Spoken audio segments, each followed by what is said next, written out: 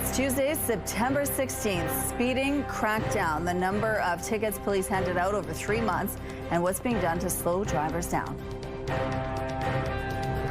A deadly collision, the fatal crash on Keniston Boulevard, and the questions that remain.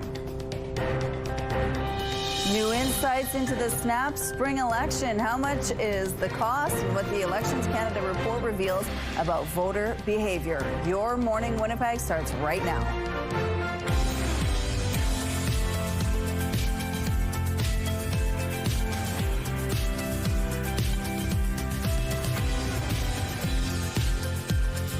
Good morning, Manitoba. Welcome and thank you for joining us on this Tuesday morning. We have Daniel Homerson joining us today. He's at the St. Vital Museum. I don't think I've ever been there, Terry. I don't think I've ever been there, which kind of speaks to like how many great things that we have going on in the city, because it's not like we don't do anything, exactly. Right? But like, there's so many hidden treasures tucked away in neighborhoods. So we're going to get a tour inside and find out a little bit more about the significance historically of the museum and the neighborhood itself and what has happened there over time. Yesterday, Terry, I went on a walk and had to dodge the rain. Ooh, right? A little bit here or there. And there were some moments where it was just like some light showers. And then there were other moments when it was like, whew, there it is. And the winds picked up. Like, there was a lot of activity. Sometimes the sky just took on that like ominous looking hue. Well, here's the thing. There's still some more activity around the province today. Let's take a look. All right, so 18 degrees right now, and once again, we're waking up in darkness. Sun will be rising at 7:06 this morning. Southwest winds, they're moderate, 20 kilometers per hour. The pressure rising and the humidity is sitting at 95%. Now, there were some showers in the overnight hours early this morning. There's still some activity, and I can show you where. It's kind of mostly through central Manitoba, but a little bit of that just far enough south. We still could get clipped with a few showers this morning. A look at the futurecast will kind of indicate how things will play out throughout the day today. So we've got this band of precipitation right from the northeast, kind of arcing through central Manitoba and right down into the south. Right around Portage La Prairie is where it seems to be moving right now. Anyway, that will continue to push further to the east. We could get clipped with some morning showers, and then things will clear out a little bit through southeastern Manitoba. You can see a lot of this settling up into northeastern Manitoba, but still some activity in the northwest as well. So a little more sunshine today. It's still going to be a very warm day. It might not be quite as windy as yesterday, but you will notice a little bit of that breeze. Now, tomorrow, here's a look. And again, partly sunny. There will be some clouds, certainly, and maybe still some scattered precipitation showing up for some. We will see, again, the temperature is still above seasonal, but starting to settle ever so slightly. And as we continue on through the week, those temperatures kind of moderating, getting a little bit closer to what is normal for this time of year. But we'll also see the clouds building up and another chance of some precipitation off and on through the rest of the week. So there's that chance of showers. I tucked that in there for today. Certainly the possibility is there. Then some sunshine, mid-20s, low 20s. Then we're getting back into those more seasonal high teens once we're looking ahead to the end of the weekend. Another round of rain, but some sunshine to kick us off next week. Thank you, Terry. The Winnipeg Police Service is focusing on road safety after they issued a record number of speeding tickets relative to the numbers from recent years. Police Chief Gene Bowers says over 3 months, officers wrote more than 3,800 speeding tickets. CTV's Jeff Keel shows you what police are doing to slow things down. Jeff Brown walks his dog twice a day and says sometimes drivers zoom by him. I see a lot of cars not doing the speed limit. A lot of guys are checking for traffic and just doing drag races down here. The high speeds worry Brown. Yeah, a little bit of safety with people walking. There's some elderly people in the neighborhood, and I'm concerned for their safety as well. Winnipeg Police Chief Gene Bowers told the Winnipeg Police Board Friday they are focusing on road safety, targeting speeders. We wanted to concentrate on speeding because speeding causes serious injury and death. He says in the second quarter of this year, officers handed out more than 3,800 speeding tickets, the most they've seen in at least 5 years. And we see speed as definitely an issue when it comes to safety on the streets. Recent surveys done by CAA show 82% of Manitobans are concerned about speeding, while 90% of parents reported seeing dangerous driving around schools, including speeding. We know that speed kills. We know that it's one of the quickest and easiest things we can do as motorists to ensure safety, and even small reductions have a noticeable impact. In an attempt to reduce speeds, the city recently placed these removable calming curbs in various locations to see if they should be made permanent. Here on Cambridge Street, some homeowners told CTV News the curbs aren't slowing anyone down. Jeff Brown says he's in favor of the curbs staying put as he's noticed a minimal impact. It's helped a little bit, but we'll still see the occasional speeders, but it definitely has helped somewhat. Jeff Keel, CTV News, Winnipeg. Bowers also told the police board officers issued close to 900 distracted driving tickets during the same period. A crash closed the North Perimeter Highway Monday morning. RCMP responded to the scene around 7:45 on the Perimeter Highway just west of the McPhillip Street turnoff. The crash and cleanup closed the perimeter for several hours. The highway didn't reopen until after 11. No word yet on any injuries or charges. Canadian children's author Robert Munsch has been approved for medical assistance in dying. A profile in the New York Times revealing that Munsch applied for MAID not long after being diagnosed with dementia. The 80-year-old went public with his diagnosis in 2021. Munsch has written more than 70 children's books over the years, including The Paper Bag Princess and Love You Forever. In Alberta, NORAD scrambled 2 fighter jets out of an abundance of caution to escort 3 German passenger planes to Calgary International Airport Monday. NORAD says it deployed a Canadian CF-18, a U.S. F-15, as well as a refueling aircraft Monday afternoon after reports of a bomb threat on board the flights. Both NORAD and the RCMP say the aircraft landed without incident and the threats were not credible. Elections Canada now says foreign interference did not impact the results of the last federal election, but it will be launching a review into special ballots. We had prepared to deliver an accessible and secure election, and we did. In a report tabled in Parliament, Elections Canada says the snap election in April was free from foreign interference and cost about $570 million to deliver. A record 8.7 million people, or 44%, voted before Election Day. The organization will now start looking at ways it can expand service to accommodate the continued growth of early voting. It will also be reviewing its special ballot process after there were problems in the riding of Terrebonne. The wrong postal code of the local elections office was printed on the label of mail-in ballots. The Liberal win in that riding is being challenged by the Bloc in Quebec Superior Court. Canada's real estate market was feeling a bit more heat this summer. According to the Canadian Real Estate Association, sales in August jumped nearly 2% compared to last year. While sales in the Greater Toronto Area were down, that was offset by higher sales in Vancouver, Montreal, and Ottawa. The national average price for a home is also up nearly 2% from a year ago at over $664,000. Things are looking up for Manitoba early childhood educators. A recent survey found more than half notice their wages have gone up and more are satisfied with their jobs. Pro Research surveyed more than 800 members of the Manitoba Child Care Association. It found 81% of ECEs are satisfied overall with their job, and 93% say they get a sense of accomplishment from their work. 54% have noticed a wage increase, and ECEs are staying longer and mostly staying put. The average tenure in the industry is 17.2 years, up significantly from 2016. But the Manitoba Child Care Association says there's still more work to do. The primary gap is that we're still seeing significant staffing shortages. So directors are reporting that 1/3 facilities are still working on operational licenses where they may not have enough of the regulated EC 2s or 3s to meet proportionate trained staff. 22% of directors are closing spaces perhaps temporarily because of staff shortages. Jody Kale says more needs to be done to improve working conditions for ECEs. For example, more paid time for curriculum planning and meeting families. New this morning, a labor disruption at Dalhousie University in Halifax is over. In a statement, the two sides say they have jointly agreed to end the disruption after reaching a tentative deal. No details of the deal have been made public, and the agreement is pending ratification by members. The university locked out the Faculty Association on August 20th. Nearly 175 years after the Marco Polo left the Bay of Fundy, a stunning replica has returned to the shores along the St. John Harbor. I think we raised, about, counting the film and all the design work we did first, about $3.1 million. So we're only about 100,000 short to do the rigging and a couple other things we want to do.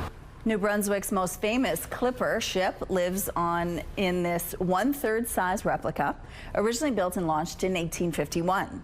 The original Marco Polo drew international attention to New Brunswick's shipyards. It became the first ship to complete a round trip between England and Australia in less than 6 months, earning it the title of the fastest in the world. The original never made it home again, wrecking off the coast of Cavendish in the late 1800s.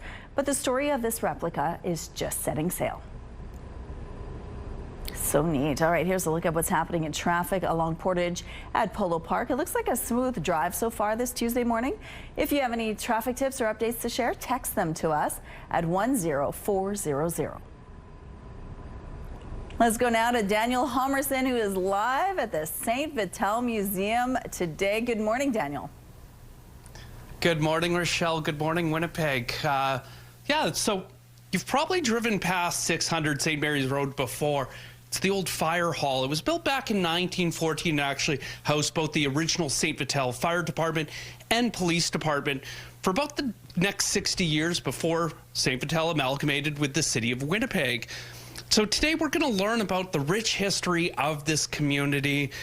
The museum's been here since 2008 and so much to see, and we're going to speak to museum staff about some of the people that helped shape this community and the moments that defined it. So stick around. We're going to start here in the Founders Room at 6:37, and we'll go from there, Rochelle. Oh, I can't wait to explore with you. Okay, thank you, Daniel. Let's go outside now. How's it feeling out there this morning, Terry? So I put my jacket on for a couple of reasons, and none of them have anything to do with the temperature. It's breezy and it's dark, and there's a dampness to the air, so overall, it kind of just feels cozier with a jacket on. Where our temperatures are sitting right now, though, are still well above seasonal. 18 degrees to begin the day. That would be a normal daytime high. So to kick off our morning already at seasonal temperatures, you know it's going to be another warm one. It's windy, though. Those winds right now are out of the southwest, 22 kilometers per hour. The pressure rising, humidity sitting at 93%. So yes, that dampness to the air we've been watching on the satellite image, the precipitation, which is still kind of lingering through parts of Manitoba, namely areas just to the north of us or a little bit to the west. And we do have the possibility still this morning of kind of seeing some of that brief passing precipitation here in Winnipeg and parts of the southeast. But then I think it's going to clear out a little more so as we continue on through the day, letting the sun shine for us and letting the temperatures rise. It will be another well above seasonal day, headed up into the mid-20s once again. Yes, there's a bit of a breeze to go along with it, but you might not mind as it warms up today. And then it will be settling down somewhat through the rest of the week. So while today will be well above normal, we'll get back to those seasonal temperatures in a couple of days. Taking a break right now, but we'll be back with more Your Morning. We'll be back. Weather is brought to you by Canadian Footwear, helping you find the perfect fit. Good morning. It is 6:16. 2 people are dead after being hit by a vehicle over the weekend, and the driver of that vehicle is facing impaired driving charges. It happened around 9:30 Saturday night. Emergency crews were called to the scene on Kenniston Boulevard, south of IKEA. The investigation determined that a pickup truck traveling at a high rate of speed southbound on Kenniston Boulevard near Enterprise Drive drove onto the shoulder, striking 2 people. The driver failed to remain on scene and drove off. A 31-year-old man was found dead at the scene, and a 25-year-old woman was taken to hospital where she died from her injuries. Police say a bicycle was found near the scene of the crash, but investigators are still trying to determine what happened prior to the collision. That's why we're appealing to the public. If they have any dash cam footage, or if they were driving by in the area at the time, to be able to provide this to police. Officers located the suspect nearby. A 46-year-old man is now charged with 2 counts of dangerous driving causing death, 2 counts of impaired driving causing death, and for failing to stop at the scene. He remains in custody. Ottawa wants to start a housing boom. The federal government plans to spend billions to build 4,000 new homes on 6 federally owned sites across Canada. And as CTV's John Hendricks shows you, Winnipeg is one of the cities on the list. If the Carney government gets its way, a lot more developments like this one will soon begin springing up in Winnipeg and across the country. Quickly leverage public lands for housing so projects are de-risked, approvals are greenlit, and builders can do what they do best, which is to build. As part of the newly developed Build Canada Homes Agency, the federal government plans to spend $13 billion to speed up affordable home building and the permitting process. But unlike traditional builds, which are typically done on site, the new agency will prioritize the use of modern methods of construction, including factory-built modular homes, like these ones from Winkler's Grander Housing. It's really fantastic to watch because it is literally an assembly line where the unit moves through. Lanny McInnes, the president of the Manitoba Home Builders Association, says these sorts of homes are fully code compliant and would work in Manitoba's harsh climate. The plan is to build a total of 4,000 new homes in Canada, something housing experts say is a positive step. There's also questions about once you build these units, who's going to manage them and how are they going to be allocated to the various people in need. Questions that can only be answered once the sites are selected and the homes actually built. But Lanny McInnes is optimistic about this program. We see the announcement as being very positive, that will help not just deal with the shortage of affordable housing, but could help housing right across the spectrum. Construction on the first round of projects is expected to begin next year. John Hendricks, CTV News, Winnipeg. The House of Commons is back. The Prime Minister and Conservative leaders set the tone for what's expected to be a busy fall sitting. Mr. Speaker, why is it that all of this Prime Minister's promises of yesterday turn into today's disappointments? He missed the largest tax cut for 22 million Canadians. He missed the cut on the GST for new homes. He missed. Prime Minister Mark Carney and opposition leader Pierre Poilievre traded shots as they faced off for the first time in the House. All parties will have to work together on issues like housing and bail reform. There's also the budget coming in the fall. The minority Liberals will need help moving their agenda forward. Opposition leaders say they're open to working with the Liberals, but no one is making any commitments right now. Prime Minister Mark Carney will meet a cabinet meeting, or will chair a cabinet meeting at 10 a.m. today, and then will meet with Saskatchewan Premier Scott Moe and canola industry leaders in the afternoon. Singer-songwriter Ed Sheeran is sharing details about what will be his final album, but fans don't need to worry that he's calling it quits. I don't need a camera to capture this moment. Sheeran has revealed to Apple Music that he's already mapped out his final album, which will be released when he dies. The posthumous project is titled Eject. Sheeran says the album is in his will, and his wife will choose the final track list.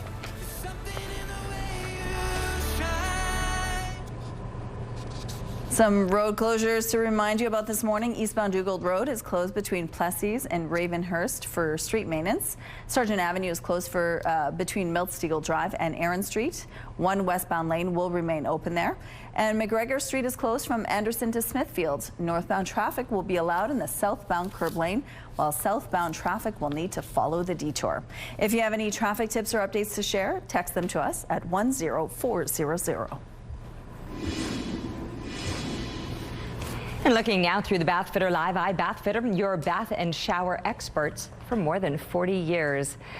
Another dark start to the day. I don't know why this surprises me, but it seems to every morning. It'll probably take me another month yet to adjust to these dark mornings, and a dampness to the air this morning that you're certainly going to notice. But temperature-wise, we still remain well above seasonal, starting out at 18 degrees right now in Winnipeg and seeing similar temperatures all through southern Manitoba. Seasonal lows would be around 6 degrees. So instead, most of us are 10 degrees or more above those normal low temperatures, or even closer or even slightly above seasonal daytime highs. That would be around 18 here in Winnipeg. Much of northern Manitoba is also seeing those well above seasonal temperatures to kick off your morning.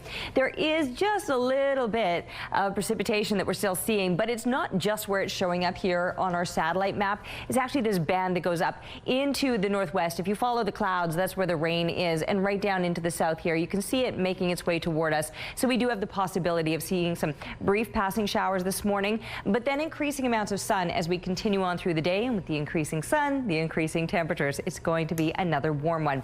It's a little bit breezy today. Yesterday's winds were strong and gusty, especially at times. They would really seem to pick up. Today is just going to be a more slightly moderate, but steadier wind, if that makes sense. So not quite as strong as those gusts got to yesterday, but 20 to 40 winds expected throughout the day today. 25, so still very warm and well above seasonal. And then after this, we will see the temperature settle down a little bit. 18 degrees, I mentioned earlier, is normal for this time of year. So we are seeing a return to those seasonal temps at times, only to watch them warm up again as we look to the end of the weekend. Another shot of the stunning Aurora Borealis. Thanks to Hans for the photo, and keep the pictures coming, please, to Winnipeg weather at ctv.ca. We're taking a break, but stick around. We'll be back with your morning.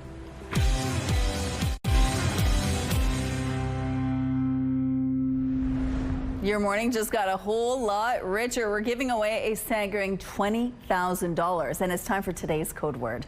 Imagine what you could do with an extra 20 grand. A dream vacation, perhaps, some home renos, paying off your bills. The possibilities are endless. Today's code word is money. Head to the contest page on ctvnewswinnipeg.ca or scan the QR code on your screen. Enter the code word along with your info for your chance to win CTV Your Morning Winnipeg's $20,000 giveaway. Make sure to watch us tomorrow for a brand new code word. Good luck. I'm joined by the CEO of Red River Co-op, Craig Gilpin, with us today. Craig, it's a pretty exciting day coming up. It certainly is. We're really excited.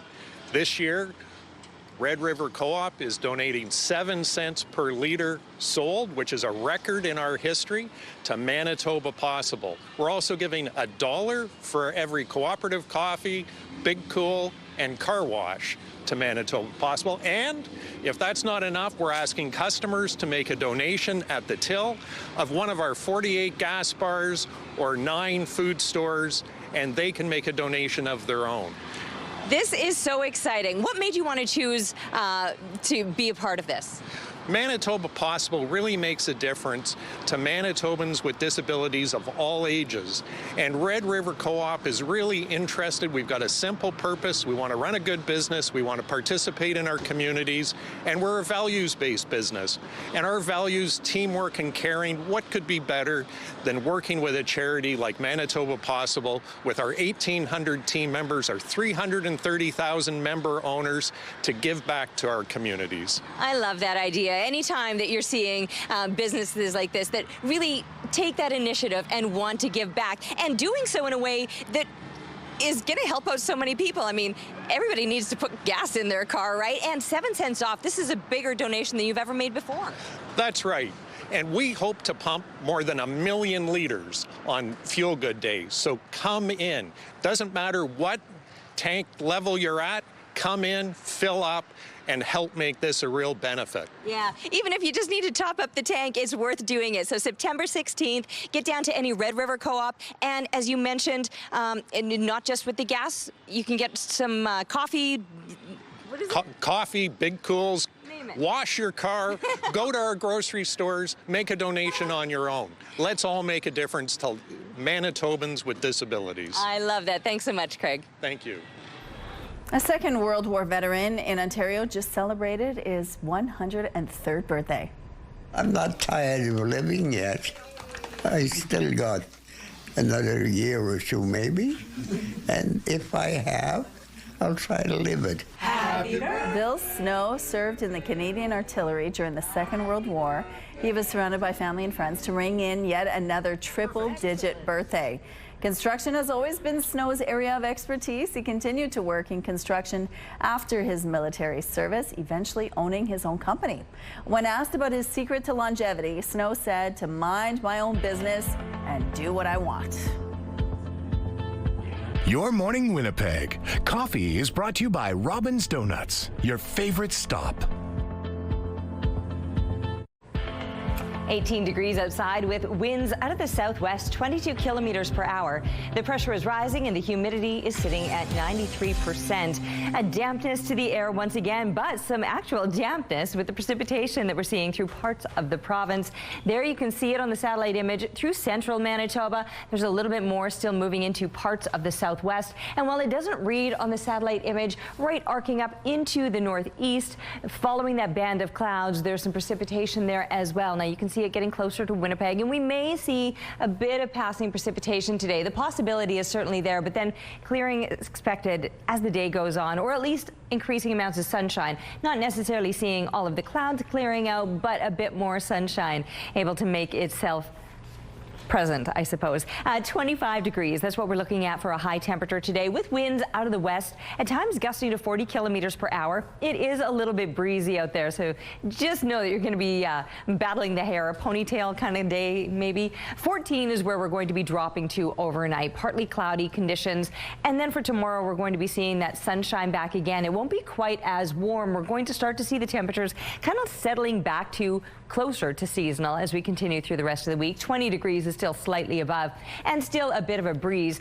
18 degrees is in fact normal for this time of year, and those numbers will be making an appearance later on this week. So back to seasonal temperatures for the latter part of the week, but it does look like it's going to be warming up toward the end of the weekend and into the start of next week. As far as what's normal, I mentioned 18 degrees being seasonal. We'll get beyond it today to 25 degrees, which is warmer than we got to last year. Nowhere near that record, though. That was set back in 1979. A crash closed the North Perimeter Highway Monday morning. RCMP responded to the scene around 7:45 on the Perimeter Highway just west of the McPhillip Street turnoff. The crash and cleanup closed the perimeter for several hours. The highway didn't reopen until after 11. No word yet on any injuries or charges. The annual Steinbach Pride Parade, March and Rally typically draws hundreds of people, but this year streets were quiet. The event was canceled due to threats made against one of the performers. CTV's Denton Unger explains. Steinbach Pride organizers were forced to cancel the annual march and rally this weekend over threats made against one of the performers. We just decided we have so many children and we have so many families and we have so many people that come to the event.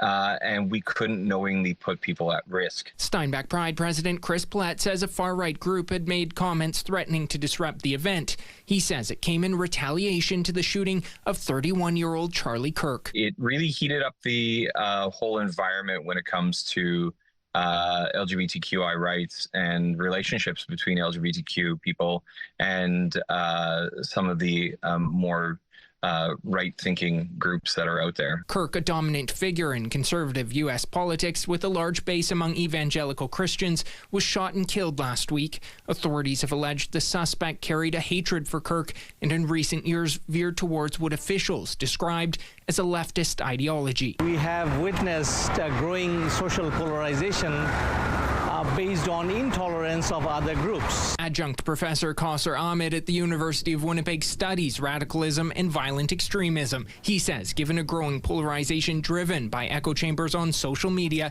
he wasn't surprised to hear of the threats made to Steinbach Pride. But he says the events of the past week should be a wake-up call. Many say that, it's not my problem, sort of attitude.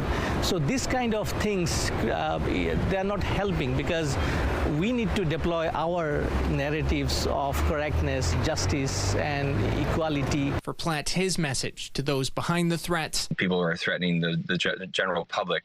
That's not a winner. The winners are the people who want to keep people safe and want to keep people protected from harm. Danton Unger, CTV News, Winnipeg. A Quebec mother has been found not criminally responsible for abandoning her young child on the side of a road. We are expecting a decision from a judge today on what happens next. For now, psychologically, it's hard. It's hard for the family. The father of the young lady told us that she cannot be left alone anymore. In June, the 3-year-old girl was left on the side of the road in Ontario, then found alive after a 3-day search. In a police interrogation video, the mother told police she believed her daughter was, quote, possessed and controlled by a former colleague she had an affair with. The Crown says she should stay in a psychiatric institution for treatment. The mother has said she wants to go home. The young girl remains in custody with the father. The FBI has linked the man accused of shooting conservative influencer Charlie Kirk to DNA evidence found on a towel at the scene. It comes as U.S. Vice President J.D. Vance stepped in to host Kirk's talk show. Filling in for somebody who cannot be filled in for, but I'm going to try to do my best. He was a critical part of getting Donald Trump elected as president, getting me elected as vice president. And so much of our success over the last 7 months is due to his efforts, his staffing, his support, and his friendship. Meanwhile, prosecutors are looking at filing a capital murder charge against the Utah man jailed in the killing of Kirk last Wednesday.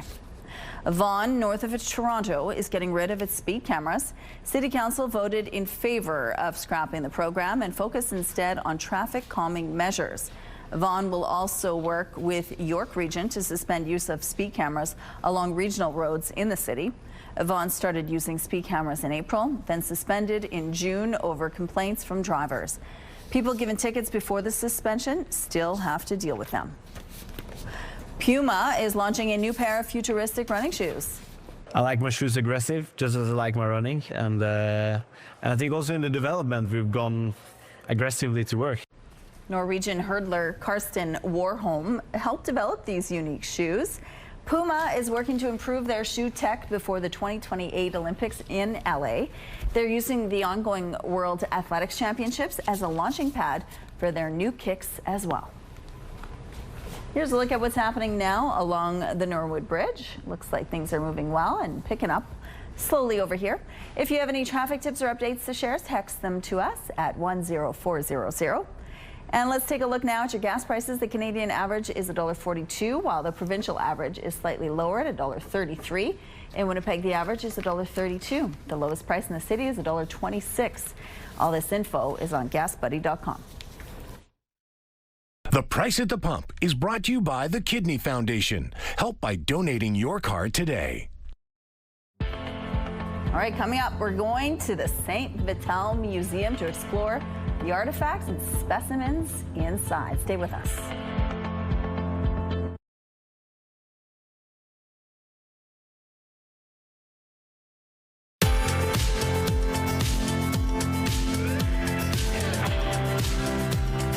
Weather is brought to you by Garage Masters, your complete garage specialists.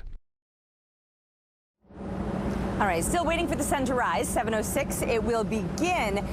Oh, and as far as what I'm seeing out here this morning, it is looking quite clear to the east right now, but to the west, that's where I can see some darker looking clouds, and that's where the precipitation has been showing up on the satellite image. So that possibility of some showers to roll over us, although it does look like it might be clipping areas just to the north of us and not necessarily here in Winnipeg. 18 degrees is where we begin with a breeze that you can see. I'm battling the hair this morning. It's out of the southwest, 22 kilometers per hour. The pressure rising and the humidity sitting at 93%. There's a dampness to the air once again. You'll certainly notice that. But once that sun is up and starts to rise high enough to throw some warmth our way, it will be throwing plenty of warmth our way, with temperatures expected to climb up into the mid-20s today. That is well above seasonal. In fact, where we're sitting right now would be a normal daytime high. So it will be another above seasonal day with some sunshine, possible showers this morning to pass on through. But after today, we will see those temperatures settling down, getting closer to what is normal for this time of year. So if you like the little blast of warmth, enjoy it for one more day. And we've got Ainsley. No, we don't have Ainsley. That does not look like Ainsley at all. Danny, good morning, and welcome to your morning. Good morning, Terry. Yes, I'm definitely not Ainsley, but I am here at the St. Vital Museum learning a bit about St. Vital's history. I'm joined by Museum President John Hindle. Good morning, John. Good morning. So, first off, tell me the importance of, or for you, why it's important to preserve St. Vital's history. Well, I grew up in St. Vital. My whole life has been here. So I drove by this museum for a lot of years, and then I came in one day and I realized that hey, I'm part of the history of St. Vital. I saw things in here that I remember as a child, and I just thought, I wasn't that interested in history as I was growing up, but right now, I think it's really cool. And protecting the history of St. Vital, which is amazing, it has certainly been a part of our goal now. And right now, we're in, well, you can see it, the old jail cell. Tell me a little bit about this space. Well, this heritage building, which is gorgeous, it used to house a lot of departments. So people think of it as the fire hall, but it also held the police station, the ambulance, and even upstairs it had the health department. And I got my bicycle license here when I was a kid. So the jail cell is one of the favorite places for people to come and get pictures taken because they can close the door and they can look like they're inside. It's just a unique artifact, part of the building. And we were talking earlier, and you mentioned, what keeps a museum like this afloat?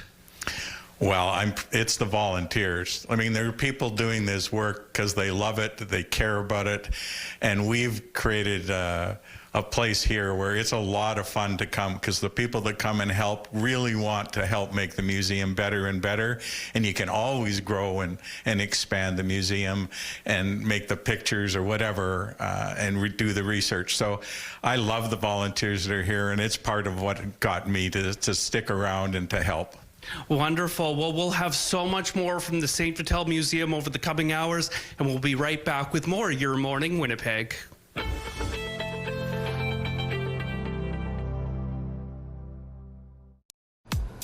Looking at the early markets, the Dow Jones is flat. The Nasdaq is trading up 73 points. The S&P index making a small gain. The loonie is trading around 72.60 cents U.S. The Hang Seng slipping 8 points. The Nikkei index adding 134 points. Good morning. It is 6:46. A 77-year-old woman was killed in a crash on the Trans-Canada Highway west of Brandon on Saturday night. RCMP say an SUV was heading south on Provincial Road 250 and tried to cross the highway. A truck heading west on the highway T-boned the SUV. The woman driving the SUV died from her injuries, and a 78-year-old man was critically injured. 2 people in the truck were not hurt. A 12-year-old boy and a 20-year-old man have now been charged in a series of violent, unprovoked attacks in Toronto that left 1 man dead. What is very concerning is the age of one of the accused. A 12-year-old male who cannot be identified has been charged with second-degree murder, along with a 20-year-old man, Isaiah Byers, 20, of Toronto. Police say the 2 suspects were targeting vulnerable members of the city, with 3 of the victims experiencing homelessness. There were 5 attacks. During some of the attacks, police say one of the suspects was armed with a hammer. All of them happened over a 2.5-hour period on the morning of August 31st in downtown Toronto. Police say none of the victims knew the suspects prior to the assault. A 62-year-old man who was sleeping on a bench was attacked with a hammer and died of his injuries 4 days after the attack. Saskatchewan Premier Scott Moe is back from his trade mission to China. Moe called his meetings with Chinese officials a natural bridge to the work federal ministers will be doing in the coming weeks to repair the relationship between Canada and China, including having all canola tariffs lifted. Herein lies the balance that we need to find as Canadians and as a Canadian government. And I'll be talking with the Prime Minister and Parliamentary Secretary Bloy, as well as other ministers, about just this over the next day or day and a half. We need to find that balance, but ensure that we are representing unapologetically the interests of Canada, all of the interests of Canada, including those in this province. Moe says he heard concerns from Chinese officials about Canada following the U.S.'s lead on EV tariffs. The Premier says he wants tariff-free market access to every country in the world, but doubts that will happen. Moe will meet this afternoon with Prime Minister Mark Carney, and he says he hopes that his talks will pave the way for an eventual meeting between the PM and Chinese President Xi Jinping. Things are looking up for Manitoba early childhood educators. A recent survey found more than half notice their wages have gone up and more are satisfied with their jobs. Probe Research surveyed more than 800 members of the Manitoba Child Care Association. It found 81% of ECEs are satisfied overall with their job, and 93% say they get a sense of accomplishment from their work. 54% have noticed a wage increase, and ECEs are staying longer and mostly staying put. The average tenure in the industry is 17.2 years, up significantly from 2016. But the Manitoba Child Care Association says there's still more work to do. The primary gap is that we're still seeing significant staffing shortages. So directors are reporting that 1/3 facilities are still working on operational licenses where they may not have enough of the regulated ECE 2s or 3s to meet proportionate trained staff. 22% of directors are closing spaces perhaps temporarily because of staff shortages. Jody Kale says more needs to be done to improve working conditions for ECEs, for example, more paid time for curriculum planning and meeting families. Meet Australia's surfing grannies. The group of women gets together every week to catch a few waves, no matter how cold the water is. Besides the physical benefit, the women all say friendships in the group is just as important. Research suggests working out in groups can help seniors stick with exercise long term and prevent illness. And some road closures to remind you about this morning. Eastbound Dugald Road is closed between Plessis and Ravenhurst for street maintenance. McGregor Street is closed from Anderson to Smithfield. Northbound traffic will be allowed in the southbound curb lane, while southbound traffic will need to follow the detour. And if you have any other traffic tips to share, text them to us at 10400.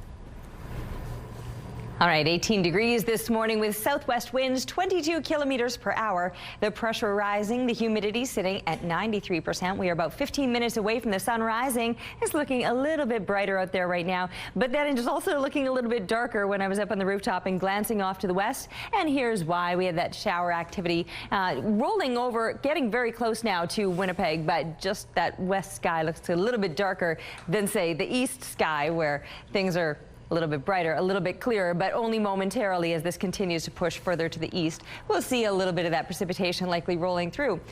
25 degrees is where we're headed today, so we will enjoy a bit more sunshine, especially as the day goes on, dropping down to 14 degrees overnight.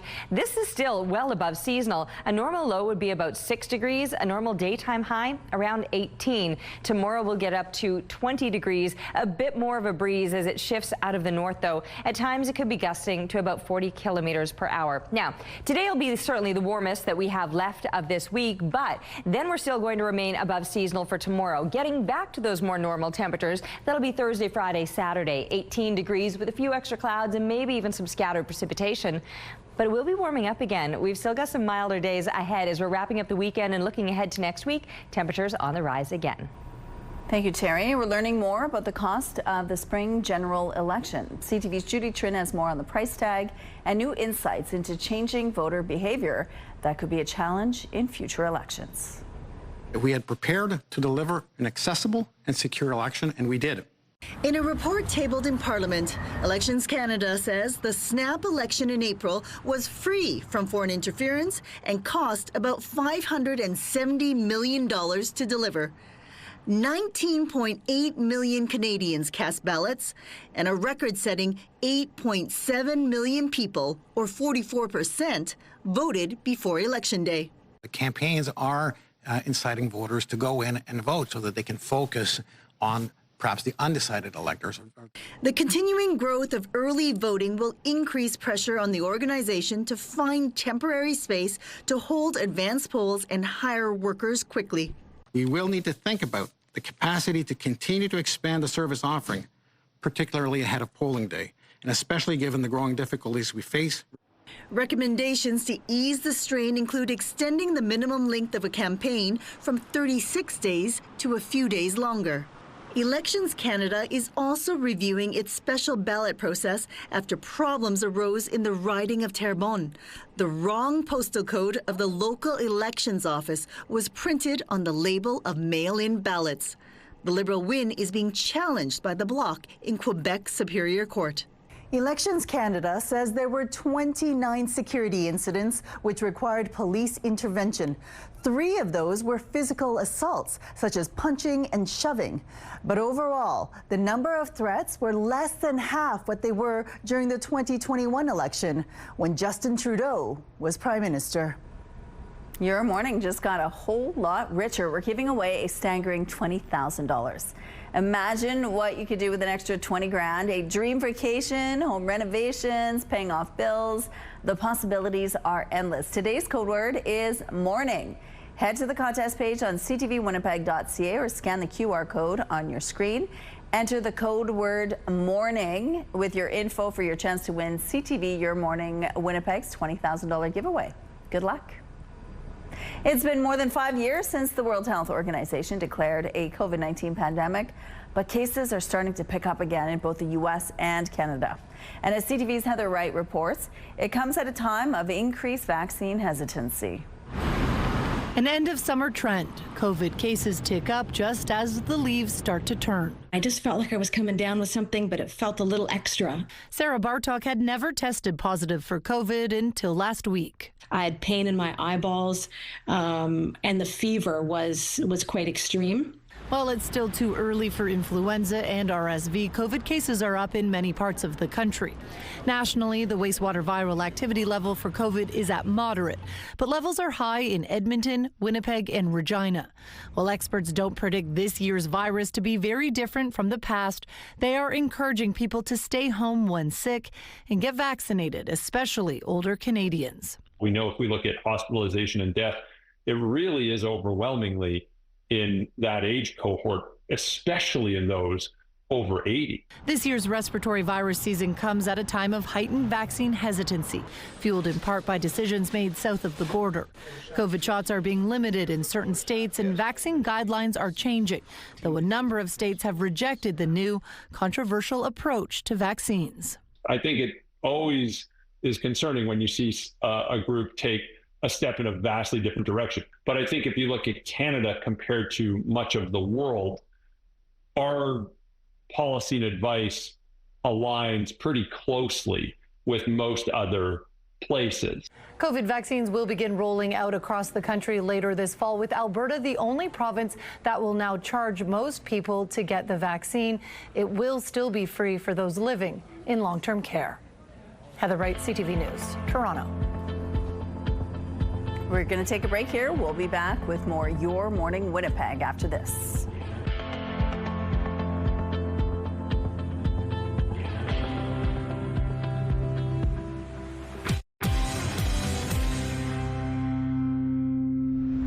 It's Tuesday, September 16th. Speeding crackdown. Winnipeg police hand out nearly 4,000 tickets in 3 months. Plus, hunting buffer zone. Will new rules near Bloodvein First Nation change the upcoming season? And calling all Ryans. They've packed the place for charity, but the Ivans still sit on the throne. Your Morning Winnipeg starts right now.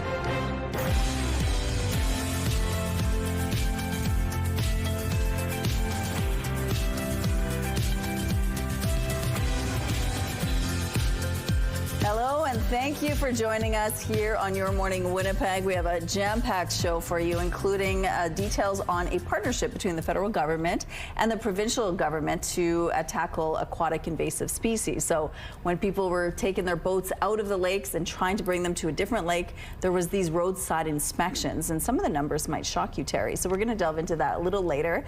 But first, we're going to talk about weather. It's gloom and doomy today. Okay, Rachel. It's really dark. Yes, you're right about that. Certainly. The sun not even expected to rise for another few minutes yet. But it's not all bad news. I'll tell you in a sec. All right, 18 degrees. See, look, it's looking a little bit brighter out there now. All right, southwest winds, they're 22 kilometers per hour. That pressure is rising. The humidity is sitting at 93%. Yes, we are getting closer to that sun rising. Not technically yet, but it's 7:06. But certainly seeing that day glow now. The gloom would be from the darker looking clouds that we're seeing in areas surrounding us, because there has been some precipitation on our satellite map showing up. And it's in areas just to the west and now just to the north of us and arcing up into parts of northeastern Manitoba as well. So as we continue a little tour around the province, a lot of places right up into the northeast especially will be expecting some precipitation today, but still these temperatures well above seasonal. 11 degrees in Churchill, but the rest of the region will be up into those mid to high teens, and that includes over here in the northwest. Again, the possibility of some scattered precipitation for some places. Flin Flon might just be on the cloudier side, whereas some places here in the southwest are already starting to see slightly clearer conditions. You did have that precipitation roll over you earlier on. Brandon may still see a bit of that activity. And certainly in areas just to the north of us, that possibility is there. I think we might get away with just increasing amounts of sunshine and that system passing just to the north of us, but we'll keep an eye on it for sure. And again, just a little bit further north of some of the other areas through northwestern Ontario, like Kenora, Dryden, Fort Frances, probably staying a little bit drier, whereas Red Lake might get a little bit of that precipitation. The possibility is certainly there for us, but then 25 degrees is where we're headed. The temperatures will settle down after today, 18 degrees being normal for this time of year, and we'll get back to those seasonal temperatures in just a few days' time. And our art today is all thanks to 6-year-old Scarlett. How beautiful is that? After the storm, there's always that promising rainbow. We'd love to keep seeing your art, so please send more to us. Winnipeg weather at ctv.ca. We'd love to see what you're working on. The Winnipeg Police Service is focusing on road safety after they issued a record number of speeding tickets relative to the numbers from recent years. Police Chief Gene Bowers says over 3 months, officers wrote more than 3,800 speeding tickets. CTV's Jeff Keel shows you what police are doing to slow things down. Jeff Brown walks his dog twice a day and says sometimes drivers zoom by him. I see a lot of cars not doing the speed limit. A lot of guys are checking for traffic and just doing drag races down here. The high speeds worry Brown. Yeah, a little bit of safety with people walking. There's some elderly people in the neighborhood, and I'm concerned for their safety as well. Winnipeg Police Chief Gene Bowers told the Winnipeg Police Board Friday they are focusing on road safety, targeting speeders. We wanted to concentrate on speeding because speeding causes serious injury and death. He says in the second quarter of this year, officers handed out more than 3,800 speeding tickets, the most they've seen in at least 5 years. And we see speed as definitely an issue when it comes to safety on the streets. Recent surveys done by CAA show 82% of Manitobans are concerned about speeding, while 90% of parents reported seeing dangerous driving around schools, including speeding. We know that speed kills. We know that it's one of the quickest and easiest things we can do as motorists to ensure safety, and even small reductions have a noticeable impact. In an attempt to reduce speeds, the city recently placed these removable calming curbs in various locations to see if they should be made permanent. Here on Cambridge Street, some homeowners told CTV News the curbs aren't slowing anyone down. Jeff Brown says he's in favor of the curbs staying put as he's noticed a minimal impact. It's helped a little bit, but we'll still see the occasional speeders, but it definitely has helped somewhat. Jeff Keel, CTV News, Winnipeg. Bowers also told the police board officers issued close to 900 distracted driving tickets during the same period.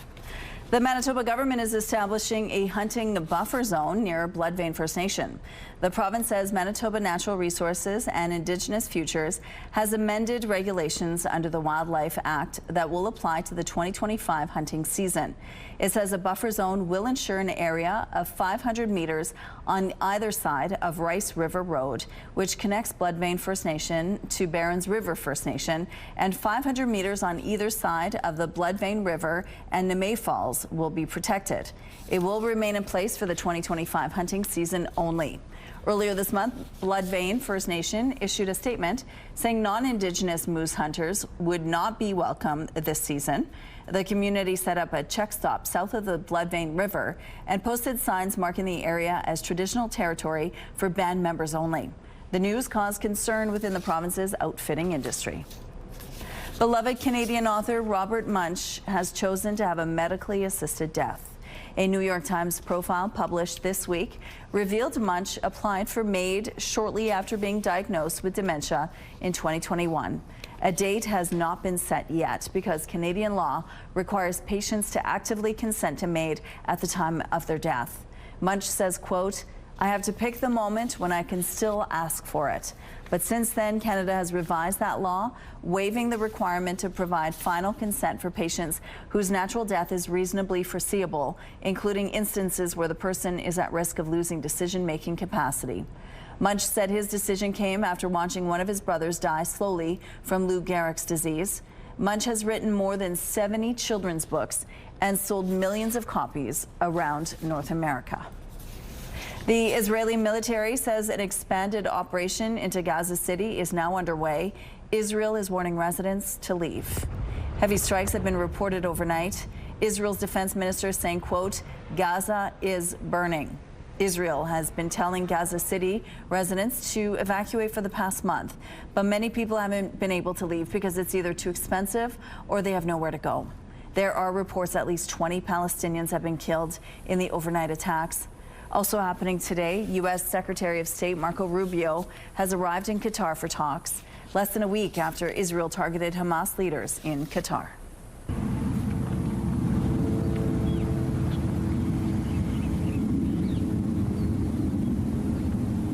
New this morning, a team of independent experts commissioned by the United Nations Human Rights Council has concluded that Israel has committed genocide in Gaza and that top Israeli officials, including Prime Minister Benjamin Netanyahu, incited the acts. The UN Commission says Israeli authorities and forces have committed 4 of the 5 genocidal acts listed in the 1948 Genocide Convention. Israel denies those claims. Its foreign ministry says it categorically rejects the report, denouncing it as distorted and false. A spokesperson is also accusing the 3 experts on the commission of serving as Hamas proxies and relying on Hamas falsehoods that have already been thoroughly debunked. Canada's real estate market was feeling a bit more heat this summer. According to the Canadian Real Estate Association, sales in August jumped nearly 2% compared to last year, while sales in the Greater Toronto Area were down. That was offset by higher sales in Vancouver, Montreal, and Ottawa. The national average price for a home is also up nearly 2% from a year ago at over $664,000.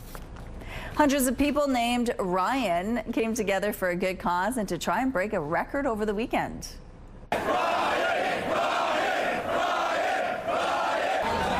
It was the second ever Rye-toberfest in New York City. All proceeds for the event went to the Ryan Callahan Foundation, which was founded by the former New York Rangers captain to raise money for pediatric cancer patients and their families. For now, they'll have to wait to break the record for the largest gathering of people with the same first name. It was set in the Balkans in 2017 when more than 2,000 people named Ivan got together. So close. Here's a look now at what's going on in traffic along Kenniston Boulevard. Things have picked up over here, as you can see, but overall it looks like it's moving well. We have no updates other than that to tell you. If you see anything out there, please text us at 10400. Let's go now to Daniel Homerson, who's live at the St. Vital Museum this morning. It's such a cool place. I've never been. Daniel, what do you think? It's actually my first time here, Rochelle, and yeah, if you drive by, you probably think, oh, it's an old fire hall, it's an old fire hall museum, and as you can see from this pumper truck before, that is true, but there's so much more to see here at the St. Vital Museum. There's military history, the rich sports history, names like Jonathan Taves and Jennifer Jones when it comes to sports. Everything from schools to music. There's so much here in St. Vital to share, and over the next couple hours, we're going to learn more about that, starting with the Founders Room, the people that helped shape this community, including St. Vital's favorite son, Louis Riel. So that's all coming up over the next couple hours. Really looking forward to touring this place, and next time you should definitely come along, Rochelle. Absolutely. I'm going to have to check it out for myself. All right. Thank you, Daniel. Okay, I'm totally sold on checking that place out, and here's why. So many museums you go into is like, look but don't touch. That fire truck that he was leading on, climb at your own risk. Heck yeah, I'd risk that. And Danny, next time round, I know you're listening, Danny, I want to see you behind the wheel of that fire truck. And do it at your own risk. Your insisted risk. Yeah. By me.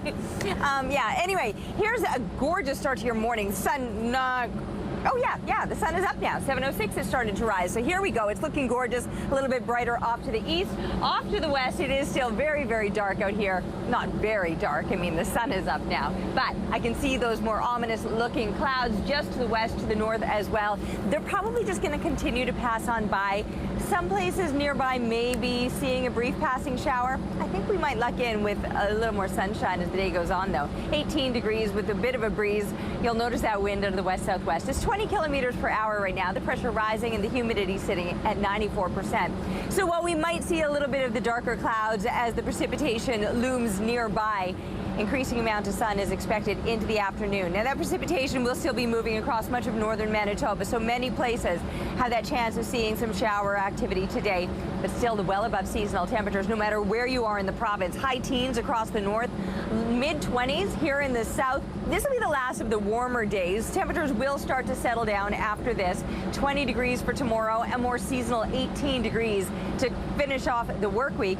But it's only a matter of days then as we're wrapping up the weekend and looking ahead to next week. Mercury on the rise again. Weather is brought to you by Mr. Lube Plus Tires. Same-day oil and tire changes. Thank you, Terry. It's time now for our question of the day. The Winnipeg Film Group is celebrating its 50th this year.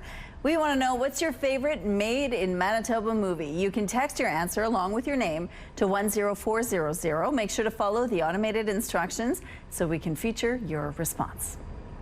At Your Morning Winnipeg, we're all about celebrating your amazing pets, furry, feathered, or scaly. Your Pet of the Week submissions have been amazing. We want to see even more, whether it's dogs, cats, birds, or any other pet pals.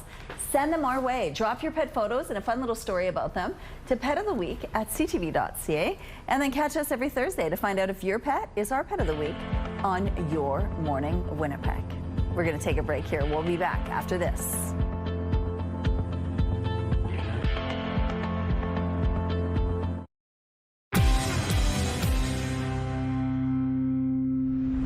Two people are dead after being hit by a vehicle over the weekend, and the driver of that vehicle is facing impaired driving charges.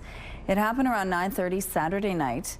Emergency crews were called to the scene on Kenaston Boulevard south of IKEA. The investigation determined that a pickup truck traveling at a high rate of speed southbound on Kenaston Boulevard near Enterprise Drive drove onto the shoulder, striking two people. The driver failed to remain on scene and drove off. A 31-year-old man was found dead at the scene, and a 25-year-old woman was taken to hospital where she died from her injuries. Police say a bicycle was found near the scene of the crash, but investigators are still trying to determine what happened prior to the collision. That's why we're appealing to the public.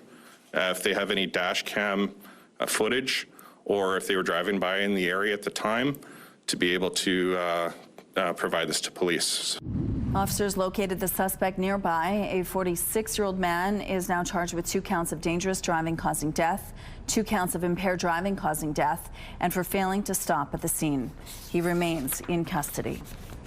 No one was hurt after a small plane crashed onto a field at an East End Toronto high school. Our crews found a small plane that had crashed just shy of the soccer field into the parking lot right beside the grandstand. This happened at around 8 p.m. At the time, there were people playing soccer on the field. 3 people were on board the plane. Toronto's fire chief said the people on the plane were in their 30s to 40s. We're still waiting for details on questions like where did the plane come from, where was it going, and what caused it to crash. Transport Canada is handling the investigation. These woodworkers in Ghana are giving people a chance to rest in peace in style. They create these fantasy coffins. Each piece is crafted not just to bury the deceased, but to embody the essence of their life. They're also meant to bring a little bit of color and flair to something that obviously rather solemn. Designs include many different kinds of animals, airplanes, hot peppers, and even a bottle of beer. Here's what's happening now at Confusion Corner. It looks like things are moving well over here. No issues to tell you about. If you have any traffic tips or updates to share with us, though, text them to us at 10400. Traffic is brought to you by Mr. Lube Plus Tires. No appointment needed. Time now for some entertainment news. There was some stargazing going on at a local bar in southern Ontario when an unexpected visitor showed up. Chicago Pub and Billiards in Cambridge, Ontario say they had no idea Justin Bieber was coming by, but were happy to host him for an evening out. They say he played pool with a friend, sang karaoke, and posed for photos with fans. After Bieber shared a picture of him playing at one of the billiards table, the pub says customers began pouring in to catch a glimpse of the celebrity. If Puerto Rico was a little too far for you to go for a Bad Bunny concert, not to worry, the rapper's final show there will be live streamed. The artist's 30-show residency began in July, likely generating hundreds of millions of dollars in tourist revenue for Puerto Rico. Bad Bunny recently said he is unwilling to tour in the U.S. because of ICE's aggressive immigration detention efforts. The Grammy winner's final show will be live streamed on September 20th on Amazon Prime, Twitch, and the Amazon Music app. It's a surprise addition to Bad Bunny's residency. The in-person audience will be exclusively local to commemorate the 8th anniversary of Hurricane Maria. Singer-songwriter Ed Sheeran is sharing details about what will be his final album. But fans don't need to worry that he's calling it quits. I don't need a camera to capture this moment. Sheeran has revealed to Apple Music that he's already mapped out his final album, which will be released when he dies. The posthumous project is titled Eject. Sheeran says the album is in his will and his wife will choose the final track list. Your primetime lineup starts at 7 with Celebrity Weakest Link. High Potential follows at 8, and the final 4 race to the finish on the season finale of The Amazing Race Canada is on at 9. It's all right here tonight on CTV. Looking through the Bath Fitter Live Eye now. Bath Fitter, your bath and shower experts for more than 40 years. That sun is looking gorgeous out there, isn't it? But we might see it looking a little bit darker in a few minutes' time, and that's because the heavier clouds, they're getting close and they'll just kind of like, I think, roll over us with some passing showers in areas probably just to the north of us, although the possibility is there that we get clipped as well. 18 degrees is where we're sitting at the moment in Winnipeg, seeing many 19s showing up in Portage, Gimli, Pinawa right now. High teens all through southern Manitoba, more into the mid-teens as we're looking further off into the southwest. But just for a reference point, 6 degrees. That would be a normal low temperature. And then 18 degrees would actually be a seasonal daytime high. We're already there, but we're going to soar well beyond that today. Even up into northern Manitoba, you're sitting in the mid to high teens for the most part. Churchill even in the double digits, 10 degrees to kick off your morning. There will be a little bit of precipitation tucked into these clouds that are moving right up into the northeast, but then certainly you can see it showing up here on the satellite image all through much of central Manitoba and right around the city of Winnipeg. So like I say, that possibility of some morning precipitation, but a bit more sunshine as we continue on through the day and a lot more heat. I mean, not a lot more. We're at 18 degrees already, but headed up to 25 by the time kids are coming home from school today. Even by lunchtime, 23 degrees. It will be a warm one today. It's windy though. You're going to battle that breeze a little bit. And today is likely to be the warmest of what we have left throughout this forecast period. 20 degrees for tomorrow. Still some sunshine, but the heavier clouds start to move in later on into the week with some scattered precipitation off and on toward the end of the week. And even as we're wrapping up the weekend, though, as we're wrapping up the weekend, those temps begin to climb again. Our picture of the day today is absolutely stunning. The Northern Lights, another shot of them. This one taken by hands. Thanks for sharing this, and keep the pictures coming, please, to Winnipeg Weather at ctv.ca. Thank you, Terry. Your morning just got a whole lot richer. We're giving away a staggering $20,000. Imagine what you could do with an extra 20 grand. Dream vacation, perhaps, some home renos, paying off some bills. The possibilities are really endless. Today's code word is morning. Head to the contest page on ctvwinnipeg.ca or scan the QR code on your screen. Enter the code word morning with your info for your chance to win CTV Your Morning Winnipeg's $20,000 giveaway. Good luck. This sunflower is so tall you need a ladder to reach the top. The sunflower lives in Indiana and it has a nickname, Clover. Guinness has confirmed Clover as the tallest sunflower ever measured. At about 10 meters high, it's as tall as a telephone pole. Its owner moved to the U.S. from Ukraine, where the sunflower is a national symbol of peace. Clover has been dedicated to his home country. We've been learning more this morning about Fuel Good Day and how topping up to the tank can make you feel good. We're finding out now where that money goes. So we have Lindsay Cook joining me, the CEO of Manitoba Possible. Talk a little bit about Manitoba Possible and what it is that you do. You bet. So we're an organization, we've been around for 75 years, and we serve Manitobans across our province with disabilities in their homes, their communities, and at work. All right. Now, this year, there's a little bit of a focus with the Fuel Good Day funds. Tell us about this program. You bet. So all the proceeds of Fuel Good Day are going to our assistive technology program. Our assistive technology program provides tools and equipment that help people live independent, full lives, and whatever they might need to make that quality of life really there. Yeah, and a little bit later on in the show, we're actually going to meet one of the recipients who's going to benefit from this program. But it really is incredible because it changes lives, doesn't it? Yeah, it certainly does. I mean, these are things that are really meaningful to the people that need them. We just see an incredible demand for assistive technology across our province. Last year, we were able to fund about $70,000 in applications, but we received only over $140,000 in need. So we know that with the support of Red River Co-op, we're really going to make more progress on meeting more need that exists out there. Absolutely, because as you mentioned, the need is there. We want to be able to help more people, and you can do that just by topping up the tank. So let's talk a little bit about Fuel Good Day and what folks need to do. Yeah, so September 16th, just come on down to Red River Co-op. 7 cents of every liter that's pumped goes directly into our assistive technology program. It really makes an incredible difference for us. This program is 100% donor supported, so we are really, really grateful for everybody that comes down to fill up. And as I understand it, even if you don't need gas that day, there's ways to support through coffee and big cools and car washes. So we'd really ask everybody to come down and show their support on September 16th. Yeah, even just getting some groceries. So you're going to benefit, Manitoba Possible is going to benefit, and you can feel good doing it. Fuel Good Day, September 16th. We're live at the St. Vital Museum this morning. We're going to get a tour of the Founders Room inside. Stay with us for more. Let's go back now to the St. Vital Museum with our Daniel Homerson. You're in the Founders Room, Daniel. Good morning. Good morning, Rochelle. Good morning, Manitoba. Yeah, it's a great morning here in St. Vital at the museum. And yeah, in the aptly named Founders Room, I'm joined by the museum administrator, Caitlin Isaac. Good morning, Caitlin. Good morning, Dan. How are you this morning? I'm great. Take us back to the start. We're talking in the 1800s here. What are we looking at? So over here in this corner, we have the Majors family, which immigrated from France in about the 1850s here. So this area is like dedicated to their family and their family's history. So a bunch of artifacts in here are from the family, because fun fact, the descendants still live in the community today. So we have a bunch of pieces here that are from the family, which is really cool.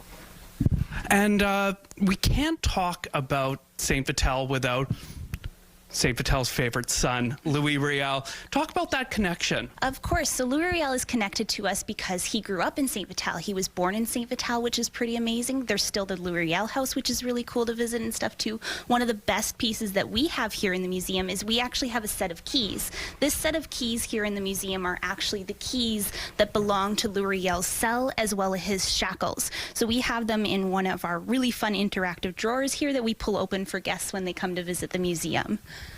And we were talking beforehand. You just had such a great answer. Your favorite part about this museum isn't necessarily one artifact or a little piece of history. Tell me about that. Yeah, so I really truly cannot pick a favorite piece in the museum. Don't ask me to. It's very hard to. I have favorites within each room.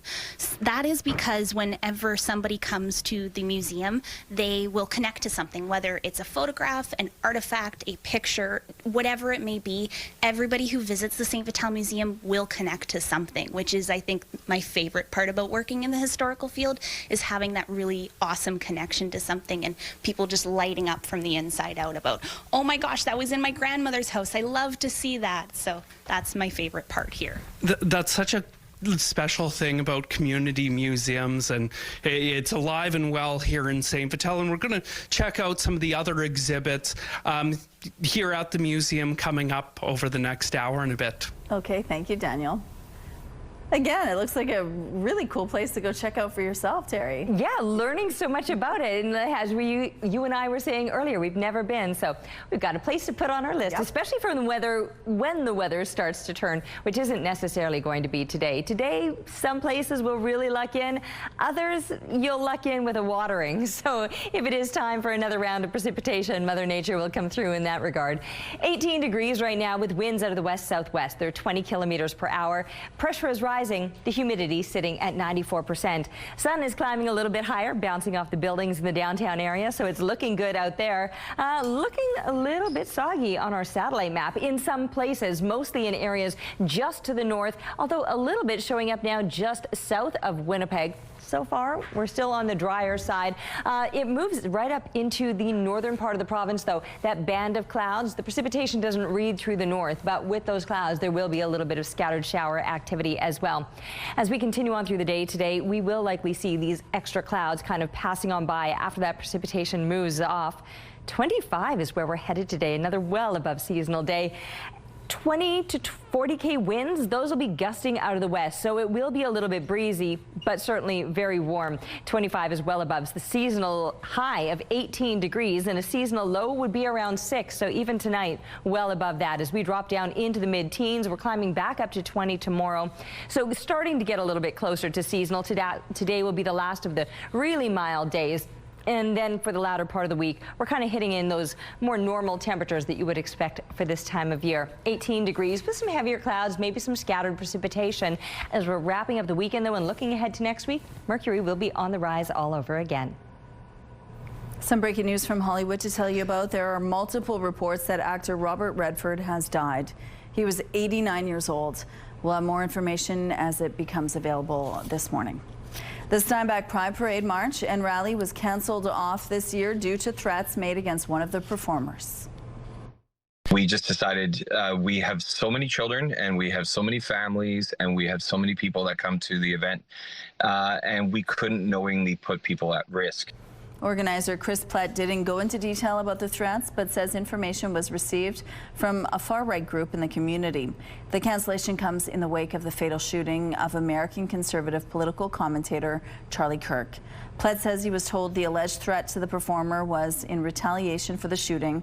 The performer feared for their safety. Their concerns were shared with RCMP, but a discussion with board members prompted them to cancel the entire event. The threats did not come as a surprise to some. Many say that, it's not my problem, sort of attitude.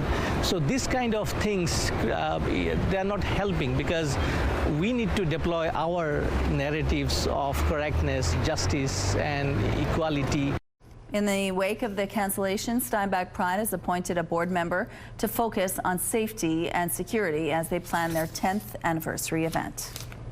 Elections Canada now says foreign interference did not impact the results of the last federal election, but it will be launching a review into special ballots. We had prepared to deliver an accessible and secure election, and we did. In a report tabled in Parliament, Elections Canada says the snap election in April was free from foreign interference and cost about $570 million to deliver. A record 8.7 million people, or 44%, voted before Election Day. The organization will now start looking at ways it can expand service to accommodate the continued growth of early voting. It will also be reviewing its special ballot process after there were problems in the riding of Terrebonne. The wrong postal code of the local elections office was printed on the label of mail-in ballots.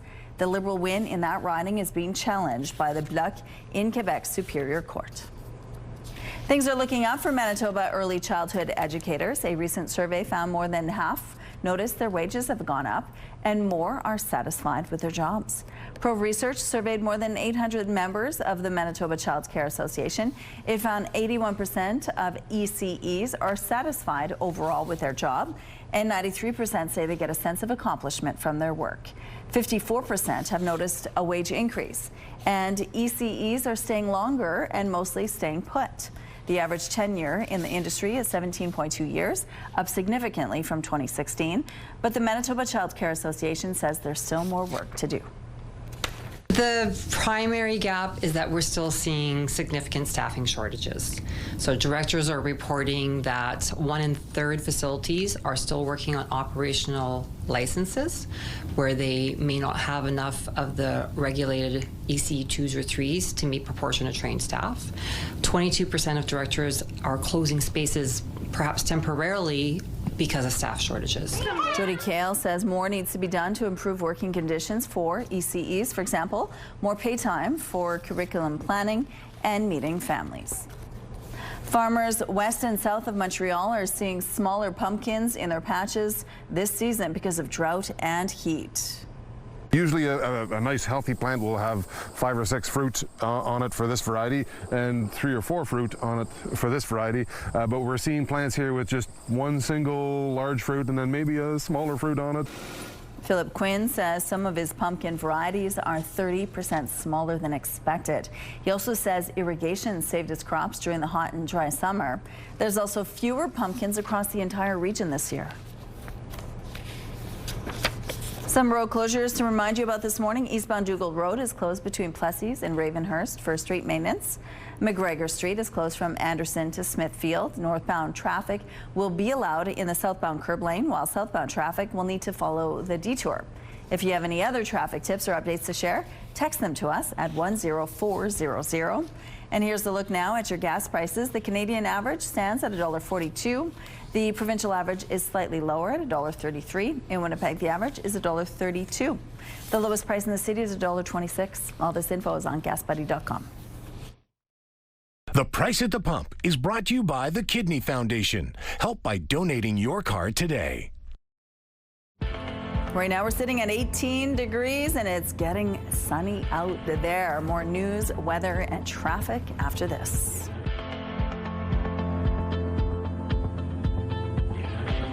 Your Morning Winnipeg. Coffee is brought to you by Robin's Donuts, your favorite stop. There's a look outside with the sun shining over the city. It's looking good right now. It's feeling good too. 18 degrees with winds out of the west-southwest, 20 kilometers per hour. The pressure is rising and the humidity sitting at 94%. The way the sun bounces off the buildings looks so beautiful right now. But more than just sunshine, we are seeing the scattered precipitation moving through central Manitoba. Some areas getting very close to Winnipeg, although Winnipeg doesn't seem to be, that's Portage la Prairie. Winnipeg doesn't seem to be seeing too much of that activity at this time. It's just kind of moving on either side of us. Up into parts of northern Manitoba, there will possibly be some precipitation as well, but also these well above seasonal temperatures. No matter where you go, it is going to be a mild day. Double digits in Churchill, but even more so, we're pushing up into the mid to high teens throughout the rest of the northeast. Yes, some scattered showers are very possible, even into parts of northwestern Manitoba, although more likely to see a little more of that sunshine as the day goes on. And maybe less sunshine in the Norway House area. You're right under that band of clouds that's pushing up into the northeastern part of the province. And some extra clouds. There's been some scattered precipitation moving through parts of the southwest and in areas, like I said, surrounding us, certainly just to the north of us. I think we might luck in with increasing amounts of sunshine, especially later into the afternoon after that threat of precipitation passes. Mid-20 temperatures well above seasonal, and that includes areas off to the east, so much milder than you would expect for this time of year. For example, 18 degrees would be a seasonal daytime high, and while we're up into the mid-20s today, it will just start to settle down a little bit with the temperatures. 20 degrees for tomorrow, still some sunshine, but some heavier clouds toward the latter part of the week, and even some scattered precipitation as we're settling back into seasonal temperatures for the end of the week. But as we're wrapping up the weekend and looking ahead to next week, mercury will be bumping up again. Thank you, Terry. Let's go back now to Daniel Homerson, who's live at the St. Vital Museum this morning. It's tucked away in an old fire hall. Good morning, Daniel. Good morning, Rochelle. Good morning, Manitoba. We're learning a lot about St. Vital, and you can't talk about this community without talking about some of the sports greats. Now, I'm with John Hindle, the museum president, once again. John, tell us about some of the names on the Doc Holliday Sports Gallery here. Well, of course, sports is a big thing when you're growing up, and in our case, in St. Vital, we have some pretty powerful names. One of the best women's curlers ever, in Jennifer Jones. She played out of St. Vital. Jonathan Taves, He played out of St. Patel, he played hockey, and hopefully he's going to end his career with the Jets with another Stanley Cup. That would be pretty awesome. We're going to get another sign made for Jonathan. But there's all kinds of athletes that were super talented. We even put Dancing Gabe up here because you gotta put Dancing Gabe on. Gotta. He just grew up just a few streets from here. And then as we go into the rest of the sports, there also is, like, everybody connected with a community club if they grew up in a part of the city. So we have some of the history of those, and then the canoe club, and there's all kinds of other athletes in there that we want to showcase. It's really special, those community clubs, the connection people make, whether that's sport through a community club or through high school. It's just such a cool thing, and to be able to do that here in St. Patel, kind of bring it all together, that must be pretty neat. Oh, it absolutely is, because like I say, if you grew up here, you have some connection to a community club probably. And behind us now, I'm going to switch spots with you, John, but this is the Wall of Fame, and there's some very notable names on this wall, but one kind of sticks out to you. Kind of tell me why. Well, yes, we have a Nobel Prize winner in James Peebles. We have a rocket engineer who got an award from Barack Obama. But for me, when I walked into the museum the first time, I saw Granny Knox picture. And Granny was an icon in St. Patel. She ran a little gas station on St. Mary's Road. And I remember the day that Pepsi came out with their 16-ounce Pepsi, and it was 7 cents instead of 5. And I walked down the street with my 7-cent Pepsi. I thought I was the king. Love that. There's so much here, John, and we'll dig a little more in it as we move through the rest of the morning. Thank you. Okay, thanks. Thank you, Daniel. Canada's real estate market was feeling a bit more heat this summer. According to the Canadian Real Estate Association, sales in August jumped nearly 2% compared to last year. While sales in the Greater Toronto area were down, that was offset by higher sales in Vancouver, Montreal, and Ottawa. The national average price for a home is also up nearly 2% from a year ago at over $664,000. In what the Alberta government calls a Canadian first, that province will make a special addition to all driver's licenses. It will add information about citizenship to both licenses and provincial ID cards. But it's a change some say will be fraught with problems. CTV's Kevin Green reports. Monday morning, Premier Danielle Smith said adding Canadian citizenship notation to provincial ID will cut red tape. Why are we doing this? Because we believe in making things better, faster, and more convenient for everyone. She even packed along her Minister of Red Tape Reduction to back her up. He admitted it's about a lot more than just cutting red tape. The feds cannot provide us with one single source of data that tells us who's Canadian, who's not. It's going to be able to tell us, who our citizens are. Functionally, it means when you head to the registry to renew your license, you'll need to bring proof of your citizenship status. I think it's going to be more red tape. It's always more red tape. Alberta New Democrats say it's simply virtue signaling to the UCP base. My question now to the UCP is, would they be willing to illegally and unconstitutionally restrict programs that are available to legal residents of Canada? But others worry it could lead to targeting immigrants, making it harder for them to get services. If the system is changed, that may make some kind of difficulty for the migrants. So it's like for the people that aren't here, like that are citizens, I feel like that could cause something towards them. They would feel some type of way, knowing like they're citizens, knowing that we're also we let in a lot of immigrants in Canada. We're known for that. So I feel like they could take it a different way. The new driver's license and Alberta ID will also incorporate your Alberta healthcare number. You won't get the new card until you renew it, which means if you just got a new driver's license in the last month or so, you'll wait almost 5 years before you get the new card.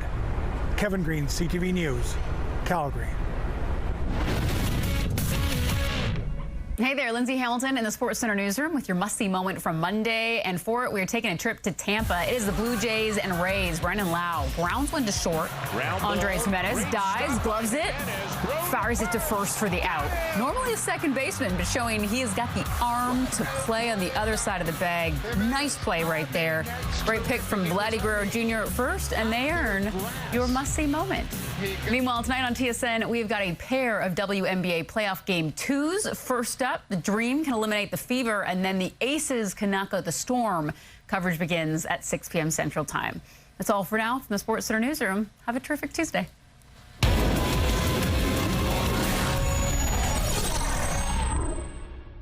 The TSN must-see moment is brought to you by Super Blinds and Draperies, featuring Hunter Douglas products. So it's now starting to look a little bit darker off to the east and a little bit brighter as I look off to the west. And this is good news because it means that system that was passing by is just continuing on further to the east. I suppose it's good news depending on what you want. If you wanted some sunshine, which is kind of what I was hoping to see some more of today, that's exactly what we've got ready to settle in and probably dominate through most of the day today. 18 degrees, so we're still well above seasonal with the temps, and a bit of a breeze out of the west-southwest, 20 kilometers per hour. The pressure rising and the humidity sitting at 94%. Not that we couldn't use a little more precipitation, but it does look like we're going to get our chance to see some more of that later on into the week. There was certainly some that rolled through yesterday afternoon, and now a little bit more in areas just to the north of us through much of central Manitoba, even some parts of the south, but certainly much of northern Manitoba. Chance of showers, maybe even some thunderstorms tucked in with that. Mild temperatures no matter where you are, mid to high teens across northern Manitoba, mid-20s here across southern Manitoba, well above seasonal, 18 degrees. That would be a normal daytime high. And that, in fact, was our coolest temperature this past night. A normal low would be about 6 degrees, so we're not even close to those normal low temperatures. But we will get closer to those seasonal daytime highs as we continue on through the week. Today will certainly be the warmest of what we're seeing through the rest of this week. Tomorrow, a little bit cooler, and the latter part of the week will have some heavier clouds, some possible scattered showers, and seasonal temperatures to go with it. Thank you, Terry. The Canadian government is working with the province of Manitoba to stop the spread of aquatic invasive species like zebra mussels. Zebra mussels can do a lot of damage to a lake's ecosystem. It can clog and damage water intake systems and Manitoba hydro infrastructure. That's why the feds partnered with the province to conduct roadside inspections on boats, kayaks, and trailers moving through Manitoba this summer. Joining us now is Aquatic Invasive Species Regional Coordinator with Fisheries and Oceans Canada, Brendan Spearin. Good morning, Brendan. Good morning. How are you doing today? I'm well. Thank you so much for joining us. Now, can you remind us what are invasive aquatic species and which ones we want to protect our lakes and rivers from and why they cause so many problems? That's a great question. So aquatic invasive species are invasive species that live in water, as the name suggests, and in a lot of cases, these species are coming from quite far away. So zebra and quagga mussels originally came from Europe, and they made their way into the Great Lakes in the 1980s. And then from there, they actually hitched rides on watercraft and traveled throughout North America. So we're kind of at the western leading edge of the impacts of zebra mussels right now in Manitoba. And so Lake Winnipeg, Lake Manitoba are currently considered invaded. And then from there, they're slowly going to spread following the flow of water. But we also know that watercraft can move these species around. So whether it's zebra or quagga mussels, aquatic invasive plants like Eurasian milfoil, all these species can really easily hitch a ride on your boat, in your live well, on your prop, on your trailer, and then from there find new environments to call home. And as I'm sure you know, Manitoba has over 100,000 lakes, and so there's plenty of places we need to protect still. And it doesn't take a lot either, right, to get them started in a different lake altogether?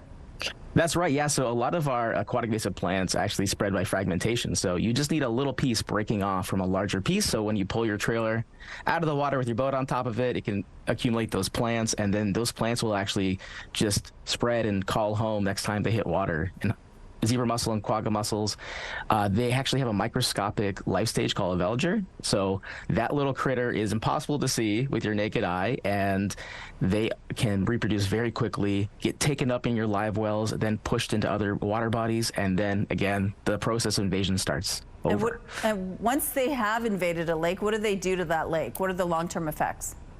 Yeah, so it definitely depends on the species, but for our public enemy number one here, zebra and quagga mussels, their biggest impacts are how they impact the food web. So they start taking nutrients and things out of the water column into themselves, that then deprive that food from other fish, or our native flora and fauna. Our native fish get impacted, they find less food, which means they grow slower and they grow less big. So we've got lots of science that's been done that shows the impact of these species have on fish. And that's a big reason why we're so interested in preventing their spread, is because we want to protect the resource, right? And they also have economic and social impacts too. If you walked on Lake Winnipeg recently, you've probably stepped on a zebra mussel shell. They smell terrible. They are very sharp, and that is something that we know people don't want to see in their water bodies. So preventing their spread also helps resource users enjoy the water. And so it's not just about fish. It's also about how we actually interact with our water in Manitoba. Okay, so tell us about these roadside inspections this summer and what you found. Yeah, so we partnered with the province of Manitoba, so we couldn't do this alone. We had provincial conservation officers, provincial park patrol officers coming out to help our federal fishery officers as well as our invasive species team. And so we put up a bunch of signs on both sides of the highway and direct people who are traveling with boats into our inspection station. And from there, our joint federal provincial team does a once-over of the watercraft. So we're looking for clean, drain, dry. So clean means your watercraft is free of things like soil and dirt and aquatic plants and invasive species. And then drain means all your drain plugs are pulled from your watercraft. That's the law in most of Canada now. Whether you're traveling with your live wells empty or not, we want to make sure those plugs are pulled because that helps all of the air circulating your boat and helps it get to our last stage, which is dried. Okay. So dry is really important because aquatic species love water. By removing the water, we can remove the risk. Okay, well, Brendan, thank you for sharing this with us. And again, if you do want more information, we have a link on our website. Thanks, Brendan. Thank you so much. And remember, clean, drain, dry. Have a great All right, coming up, we're live at St. Vital Museum this morning. We're going to show you some of the artifacts there and tell you a little bit more about their history. Stay with us.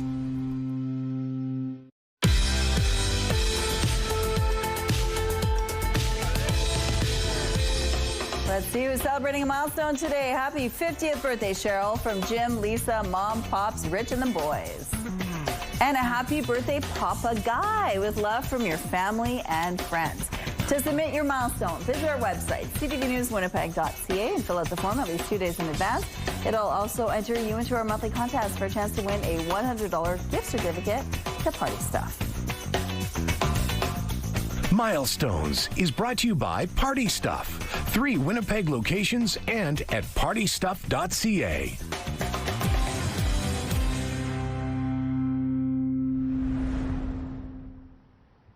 The charges are laid as investigators look to establish what happened just prior to a fatal crash on Kenaston. The Prime Minister promises a home building blitz. How many new houses are planned to go up in Winnipeg and other cities? How about a double-double with those new steel-belted radials? Two iconic Canadian brands are joining their rewards programs. Your Morning Winnipeg starts right now.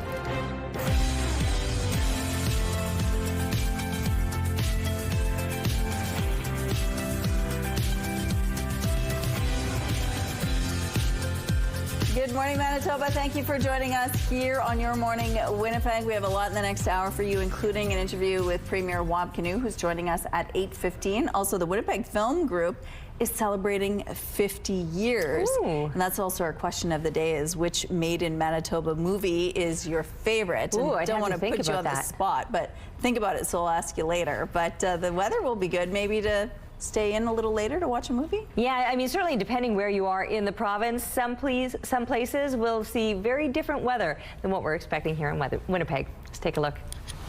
All right, so 18 degrees right now, and we're seeing some sunshine. A few heavier clouds just passing on by, but they're really doing that, just passing on by. Winds, they're out of the west-southwest, 20 kilometers per hour. The pressure is on the rise with the humidity sitting up at 94%. Very similar to yesterday with the temperatures. And as far as the precipitation goes, this is what I say. Some places are seeing very different weather to what we're seeing here in Winnipeg, because at the moment the sun is still shining for us with the system in areas just to the north and right up into the northeast, though it doesn't read on the satellite image. You can expect that there's going to be a bit of scattered precipitation there as well. As we take a look at the futurecast, this kind of gives us an idea of how things will play out throughout the day today. So yes, there's that band that moves right from the south down into parts of central Manitoba, but it looks like it's going to remain just north of the city. And we might even have a little more sunshine to enjoy in this very southeastern corner of the province and increasing amounts of sun as the day goes on. This system really settling up into that northeastern part of Manitoba, parts of northwestern Ontario, you're likely to see some showers, maybe some thunderstorms, but also still some scattered activity along places of the western border. And this includes not just for today, but still tomorrow, that possibility of some precipitation just off to the west of us. We're not as likely to see that tomorrow. You can see it's on the clearer side right over the Winnipeg area and continues to clear out again with a little more sunshine, but that's only for another day. And then the clouds are moving back in again. And with those clouds, you can see what's moving south of the international line there. That will likely be moving in later on this week as well. So today, tomorrow, enjoy the sunnier weather and the hotter weather today, up to 25 degrees. That puts us well above seasonal, 18 normal for this time of year.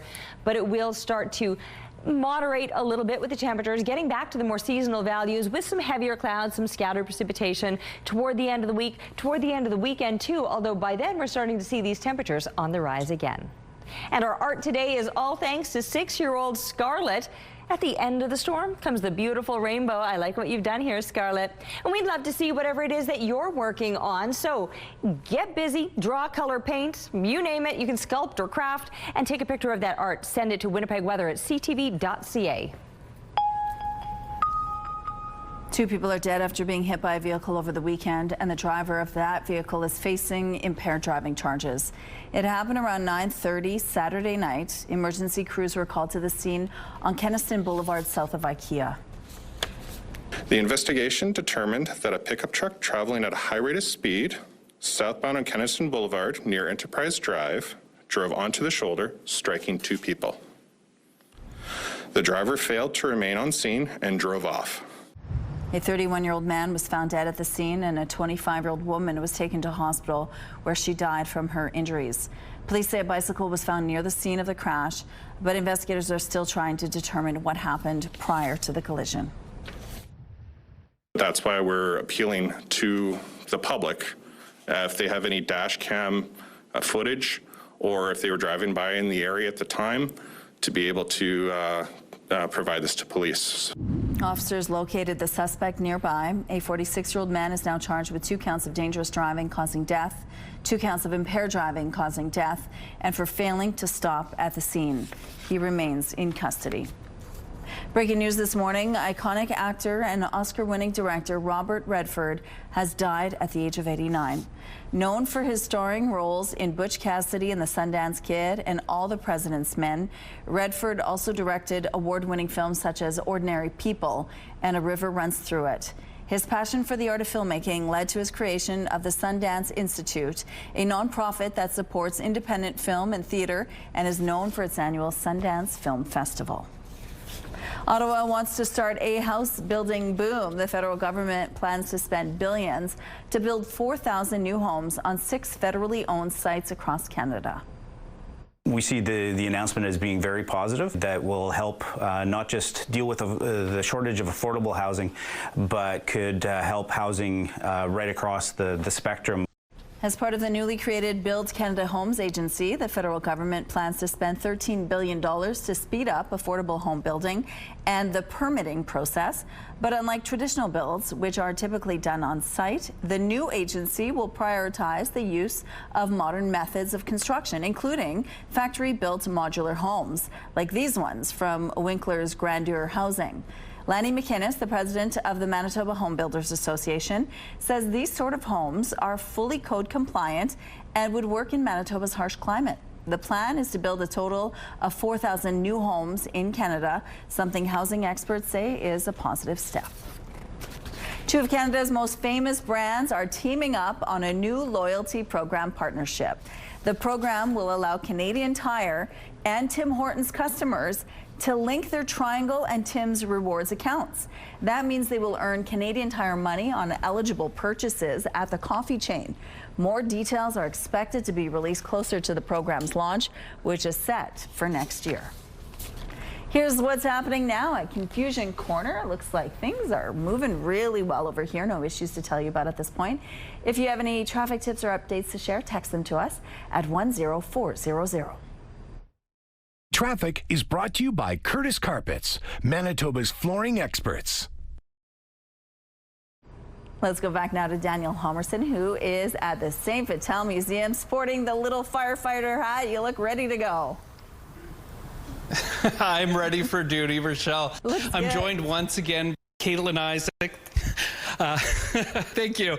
Well, you know, we wanted to look the part, and kids that come to the museum want to look the part, because this is maybe one of the most iconic pieces here. Tell us a bit about this engine. Yeah, so this is the 1939 Fargo pumper. So this pumper was active from its original year in 1939 to about the 1970s when this was an active fire hall. So this pumper actually still runs. We're very excited that it still runs, so we're able to bring it out for events and things like that, which is pretty cool. We have dedicated volunteers that keep it in tip-top shape. So that's pretty awesome. Very cool. And we're going to segue into the next part of the room, but perfect segue. The siren still works too, folks.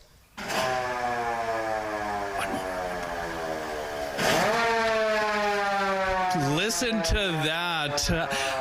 But let's talk about this military display that you have here at the museum.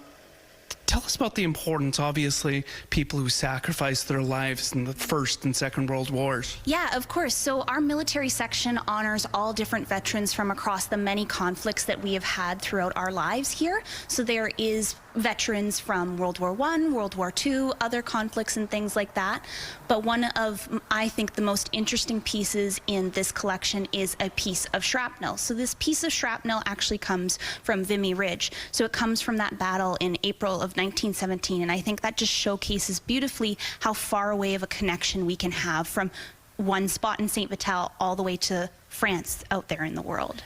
And still under wraps, but there's a new exhibit coming to the museum. Quickly tell us what's in store. So what's in store is we are actually working with community members and staff to create a Girl Guides and Scouting exhibit, which we're very, very excited to be creating with us today.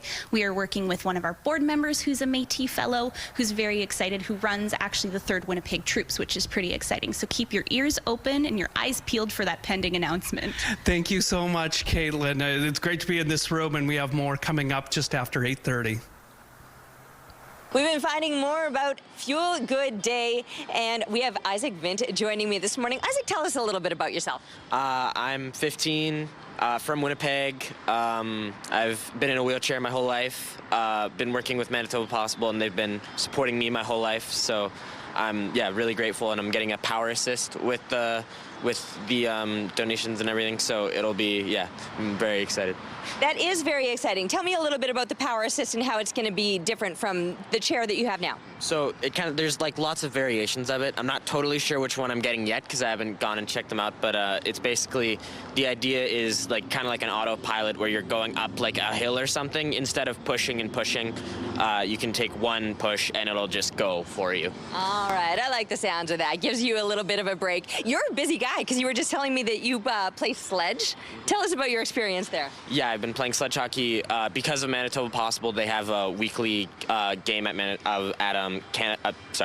Hockey for All Center. So I've been playing sledge hockey since I was 4 for Manitoba Possible, and it's a big part of my life for sure. Yeah, he's a forward, so does a lot of that work. So a power assist will just give him a little bit of a break when he's not playing the game. All right, Fuel Good Day. Tell us when it is. September 16th. All right, and 7 cents from every liter? Yeah. Going to? Manitoba Possible. All right. Helping out Isaac, helping out kids all around the province. Thanks for having the chat with us. Get your gas, September 16th. Your morning just got a whole lot richer. We're giving away a staggering $20,000. Imagine what you could do with 20 extra grand. A dream vacation maybe, some home renos, maybe you want to pay off some bills. You could do so much with it. Today's code word is morning. Head to the contest page on ctvwinnipeg.ca or scan the QR code on your screen. Enter the code word morning with your info for your chance to win CTV Your Morning Winnipeg's $20,000 giveaway. Tune in tomorrow for another code word. Good luck. Looking now through the Bathfitter Live Eye. Bathfitter, your bath and shower experts for more than 40 years. That's looking a whole lot brighter. Off to the east now is where we're seeing the heavier clouds. The mild temperatures, I should say, not even moderate, well above seasonal, are being felt across the entire province. Here through southern Manitoba, high teens for the most part, 18 degrees where we're sitting right now, where we haven't really budged from, but that's a seasonal daytime high. So we've been there all morning long. That's actually been our lowest temperature temperature, whereas you can compare that to a seasonal low of 6. We're well above that. Coolest temps that we're seeing in the southwest, Melita, Roblin coming in at 14 degrees. That's where Thompson is sitting as well. Churchill just a little bit cooler than that, but still in the double digits, 10 degrees right now. A little bit of precipitation, not just through northern Manitoba, through central Manitoba as well, but I think it's going to remain in areas just to the north of us. A little bit clearer, a little bit brighter, and a little bit warmer here in Winnipeg. 19 expected now as kids are heading off to class into the 9 o'clock hour. 23 by lunchtime. Already starting to peel off that layer if they did in fact even bother to wear one this morning, but a warm 25 degrees by the time kids are coming home from school. That is going to be well above seasonal and probably the warmest day of the week. Things will start to cool ever so slightly as we continue through the rest of the week. So 20 degrees tomorrow, still enjoying some of that sunshine, but some heavier clouds will then move in for the latter part of the week as we see a return to the seasonal temperatures just through the end of the week, though. By the time we're wrapping up the weekend and looking ahead to next week, we've got the temperature on the rise all over again. We're taking a break right now, but stick around. We're coming back with Your Morning on Your Morning. Manitoba Cabinet Minister apologized Friday for sharing a social media post about the killing of American conservative activist Charlie Kirk. Families Minister Nahanni Fontaine shared another person's post that expressed no empathy for Kirk because of his political stance. Fontaine removed the post shortly after, and Premier Wab Kinew says she will remain in cabinet despite public cries for her to step down. Joining us now is Manitoba Premier Wab Kinew. Good morning, Mr. Premier. Good morning. Thanks for having me back. Well, thank you so much for joining us. Now, this is the first time Minister Fontaine has had to apologize. The first time was earlier this summer when she was caught on a hot mic making some comments about the language interpreter that was on stage with her at a public event. Is this strike 2, and is she out at strike 3? Well, first of all, let me just say, because Charlie Kirk is on the top of people's minds, like I did not like the comment. I asked her to apologize, and she did apologize.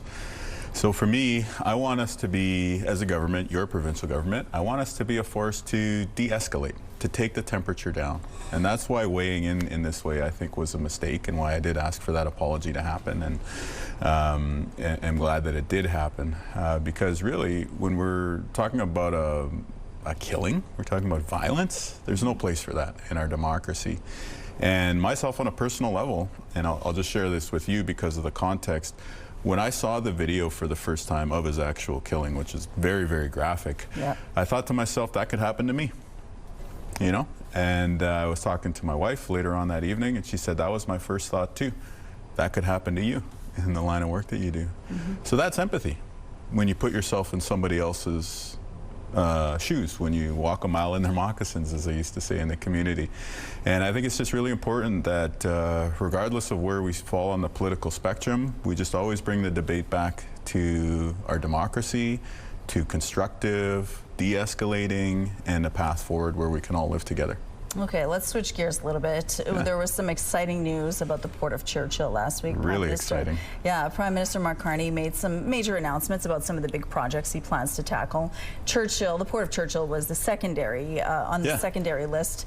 What will this mean to, first of all, Churchill and the province as a whole? Well, I think this can unlock a whole era of prosperity for Manitoba. We can become that have province that we've been talking about for so long, instead of being in the have-not category.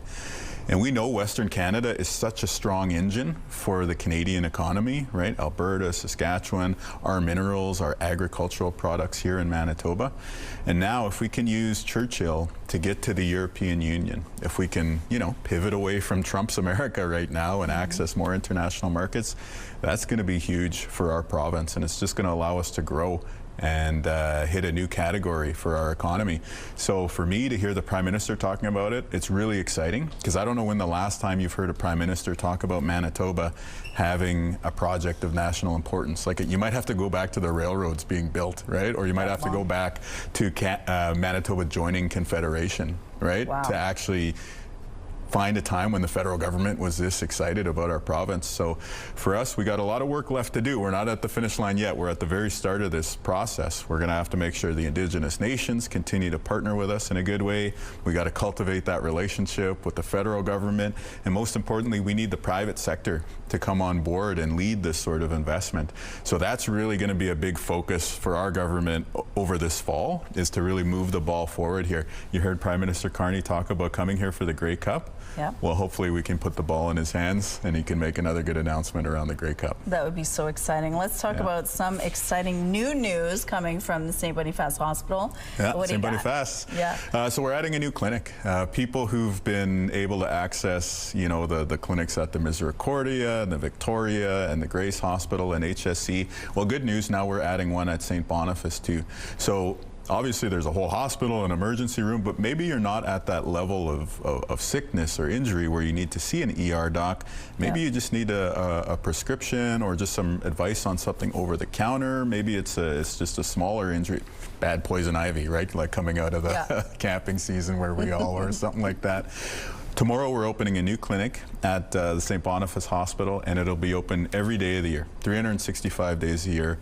One more option for healthcare, a little bit closer to home, another access point so you can skip the waiting room of the ER when it's appropriate. Okay, we're almost out of time. I don't know if someone told you our question of the day. It was your favorite made in Manitoba movie. What you got? Okay, so here's my two immediate thoughts. One, I have a friend who was punched out by Stifler in the movie Goon. So I always like that one just because it's funny to tease my buddy.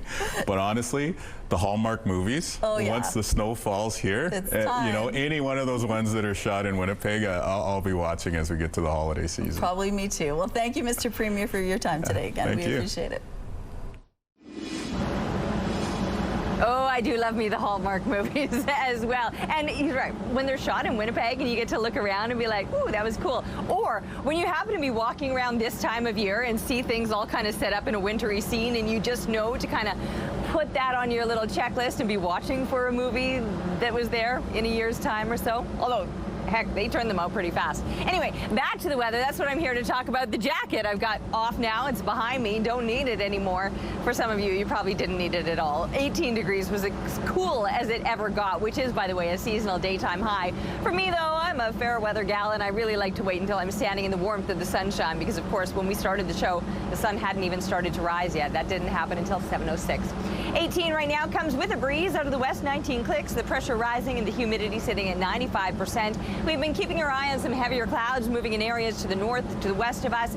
Some scattered precipitation moving across really central northern Manitoba, a little bit here in the south, but less so now. It's starting to taper off and actually begin to clear out across southern Manitoba with increasing amounts of sunshine on tap for us today. And very mild, well above seasonal temperatures. I mentioned we're already at a normal daytime high of 18, but headed up to 25 today. But this will be the last of the really warm stuff. Temperatures will begin to cool or just settle somewhat throughout the rest of this week. We'll get back to the more seasonal temperatures through the latter part of the week, and we'll be saying goodbye to the sunshine after a couple of beautiful days today and tomorrow. Heavier clouds through the end of the week with some scattered precipitation on tap. And our weather picture, another stunning shot, the Aurora Borealis the other night, made for what an incredible show. So many pictures sent in, this particular one from Hans. Keep the pictures coming, please, to Winnipeg Weather at ctv.ca. Weather is brought to you by Blinds Are Beautiful. Our new Hunter Douglas showroom is at 900 Lorimer.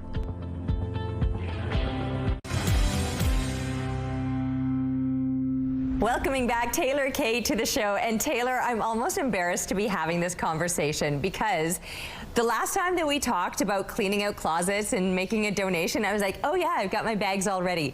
They're still sitting there. I know. This time, though, I'm going to get it done. So let's talk about what's going on. Well, you know what? It is their 40th anniversary, Diabetes Canada's 40th anniversary, so we're celebrating. And it all started in the West Coast in 1985. They started over in Vancouver with household pickup and then started going right across the country, like right here in Winnipeg.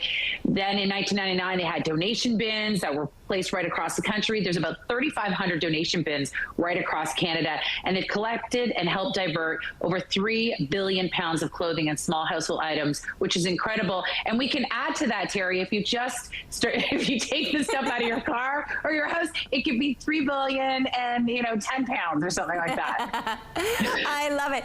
And not to mention, it's really good feng shui to clear that out. You're going to be bringing in all the best energy into your home or into your vehicle or into your life in general when you just take that step and drop it off. What's going into your donation bin? I see it beside you there. Well, you know what? And I will say it's like real estate in your home too. Like you get that space back in your home. So, Diabetes Canada is looking for textiles, like they want sheets and curtains and clothing, gently used, so people can rewear it. Small household appliances. I have I don't know how many. We are a small household appliance junkie family here. I love waffle makers, things like that. But if you're trying to figure out ways on how to get rid of things and declutter, here are some 5 tips. And it's just reminders. You probably already know this, but ask yourself, do you love it? Do you wear it? Does it fit? Is it an outdated trend, or maybe someone will enjoy it, or an outdated trend for, what you are looking for? And is it uncomfortable? Is it too tight? Is it too loose? Then it's time to donate it. Absolutely, because those are the things that you never pull out again, right? You think, right. Even if you like it, you're like, oh, but it doesn't fit good, it doesn't feel good, so it sits there anyway. Just get rid of it. I like that you said you're getting some real estate back again. Who doesn't want more of that? Yeah. So where are we taking all of these donations? Yeah, well, the staff and volunteers are going to be in locations right across Canada, but here in Winnipeg, September 20th from 9 to 2. Look for the Diabetes Canada truck. You'll pull up. The team will gently remove items from the back of your car trunk. They're going to be at the St. Vital Center, 1225. That's at St. Mary's Road. And your donations have contributed to over $200 million to fund diabetes research. You're helping send over 30,000 kids to camp. And again, for more info, you can visit declutterfordiabetes.ca. We'll have a list of things that you can bring, things that, that they're looking for. And again, load your car up, get that real estate back, and you're going to feel healthier and better, right? Because your home is going to be a little bit more empty, and you're also giving back, which is great. Yeah, that giving back element, absolutely key, right? Everybody can feel good about making that donation, and as you mentioned, feeling good about clearing out your space, getting rid of stuff, making space for, new things, but giving those old things new homes so they're not just going to the landfill. All great things about it, and helping out diabetes all along the way. Taylor, thanks so much for joining us today. Thank you for having me on. Your Morning Winnipeg. Coffee is brought to you by Robin's Donuts, your favorite stop. A look outside. It's a beautiful start to your Tuesday morning. 18 degrees, plenty of sunshine. Those winds at the moment are out of the west, 19 kilometers per hour. The pressure is rising and the humidity is sitting at 95%. It's starting to look a little bit brighter. We did have some heavier clouds, darker looking clouds, and no surprise why. When you see what's happening here on the satellite image, a bit of precipitation in areas just to the north of us. It was just to the west of us earlier, so that was the darker clouds culprit, but now it's moving more so through central Manitoba, and the sky looking so much brighter here in the south. And with that comes the heat eventually. We really haven't started to budge much with the temperature at this point, but it'll happen, I promise you that. That's 2 days in a row I've made promises regarding the weather. Look at how confident I'm feeling these days. Anyway, 25 degrees is where we're getting to this afternoon, well above seasonal. I mean, we're already at a seasonal daytime high. Dropping down then to 14 overnight, just a few clouds in the overnight hours. Tomorrow, another sunny one, but not quite as warm. 20 degrees is probably where we'll top out for tomorrow. There will be a bit of a breeze once again, and you're going to notice that wind today, so a little bit breezy, and these temperatures, they're just starting to drop off a little bit from the well above seasonal temperatures that we're expecting for today into the more seasonal temperatures that will close out the rest of this week. And adios to the sunshine by then, too. Some heavier clouds through the latter part of the week, maybe some scattered precipitation, but we will start to see a little more sunshine and certainly a little more warmth as we're looking through the end of the weekend and into the start of next week. The Winnipeg Police Service is focusing on road safety after they issued a record number of speeding tickets relative to the numbers from recent years. We wanted to concentrate on speeding because speeding causes serious injury and death. Police Chief Gene Bauer says over 3 months, officers wrote more than 3,800 speeding tickets. That's the most they've seen in at least 5 years. Recent surveys done by CAA show 82% of Manitobans are concerned about speeding, while 90% of parents reported seeing dangerous driving around schools, including speeding. We know that speed kills. We know that it's one of the quickest and easiest things we can do as motorists to ensure safety, and even small reductions have a noticeable impact. Bowers also told the police board officers issued close to 900 distracted driving tickets during the same period. Things are looking up for Manitoba early childhood educators. A recent survey found more than half noticed their wages have gone up, and more are satisfied with their jobs. Probe Research surveyed more than 800 members of the Manitoba Child Care Association. It found 81% of ECEs are satisfied overall with their job, and 93% say they get a sense of accomplishment from their work. 54% have noticed a wage increase, and ECEs are staying longer and mostly staying put. The average tenure in the industry is 17.2 years, up significantly from 2016. But the Manitoba Child Care Association says there's still more work to do. The primary gap is that we're still seeing significant staffing shortages. So directors are reporting that 1 1/3 facilities are still working on operational licenses where they may not have enough of the regulated ECE 2s or 3s to meet proportionate trained staff. 22% of directors are closing spaces perhaps temporarily because of staff shortages. Jody Kale says more needs to be done to improve working conditions for ECEs. For example, more paid time for curriculum planning and meeting families. Canada's inflation rate edged up slightly in August, with a smaller than expected decrease in gas prices fueling the increase. Statistics Canada reports that the Consumer Price Index rose 1.9% in August, a slight increase from the 1.7% bump in July. Even though gas prices were down compared with last year, the decline was smaller than July. All eyes now turn to the Bank of Canada, which will release its interest rate decision tomorrow. It's been more than 5 years since the World Health Organization declared a COVID-19 pandemic, but cases are starting to pick up again in both the U.S. and Canada. And as CTV's Heather Wright reports, it comes at a time of increased vaccine hesitancy. An end of summer trend. COVID cases tick up just as the leaves start to turn. I just felt like I was coming down with something, but it felt a little extra. Sarah Bartok had never tested positive for COVID until last week. I had pain in my eyeballs, and the fever was quite extreme. While it's still too early for influenza and RSV, COVID cases are up in many parts of the country. Nationally, the wastewater viral activity level for COVID is at moderate, but levels are high in Edmonton, Winnipeg, and Regina.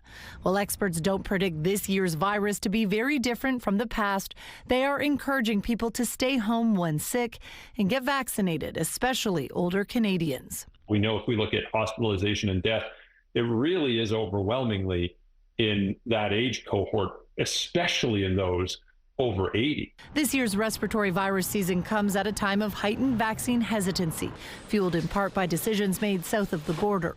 COVID shots are being limited in certain states and vaccine guidelines are changing, though a number of states have rejected the new controversial approach to vaccines. I think it always is concerning when you see a group take a step in a vastly different direction. But I think if you look at Canada compared to much of the world, our policy and advice aligns pretty closely with most other places. COVID vaccines will begin rolling out across the country later this fall, with Alberta the only province that will now charge most people to get the vaccine.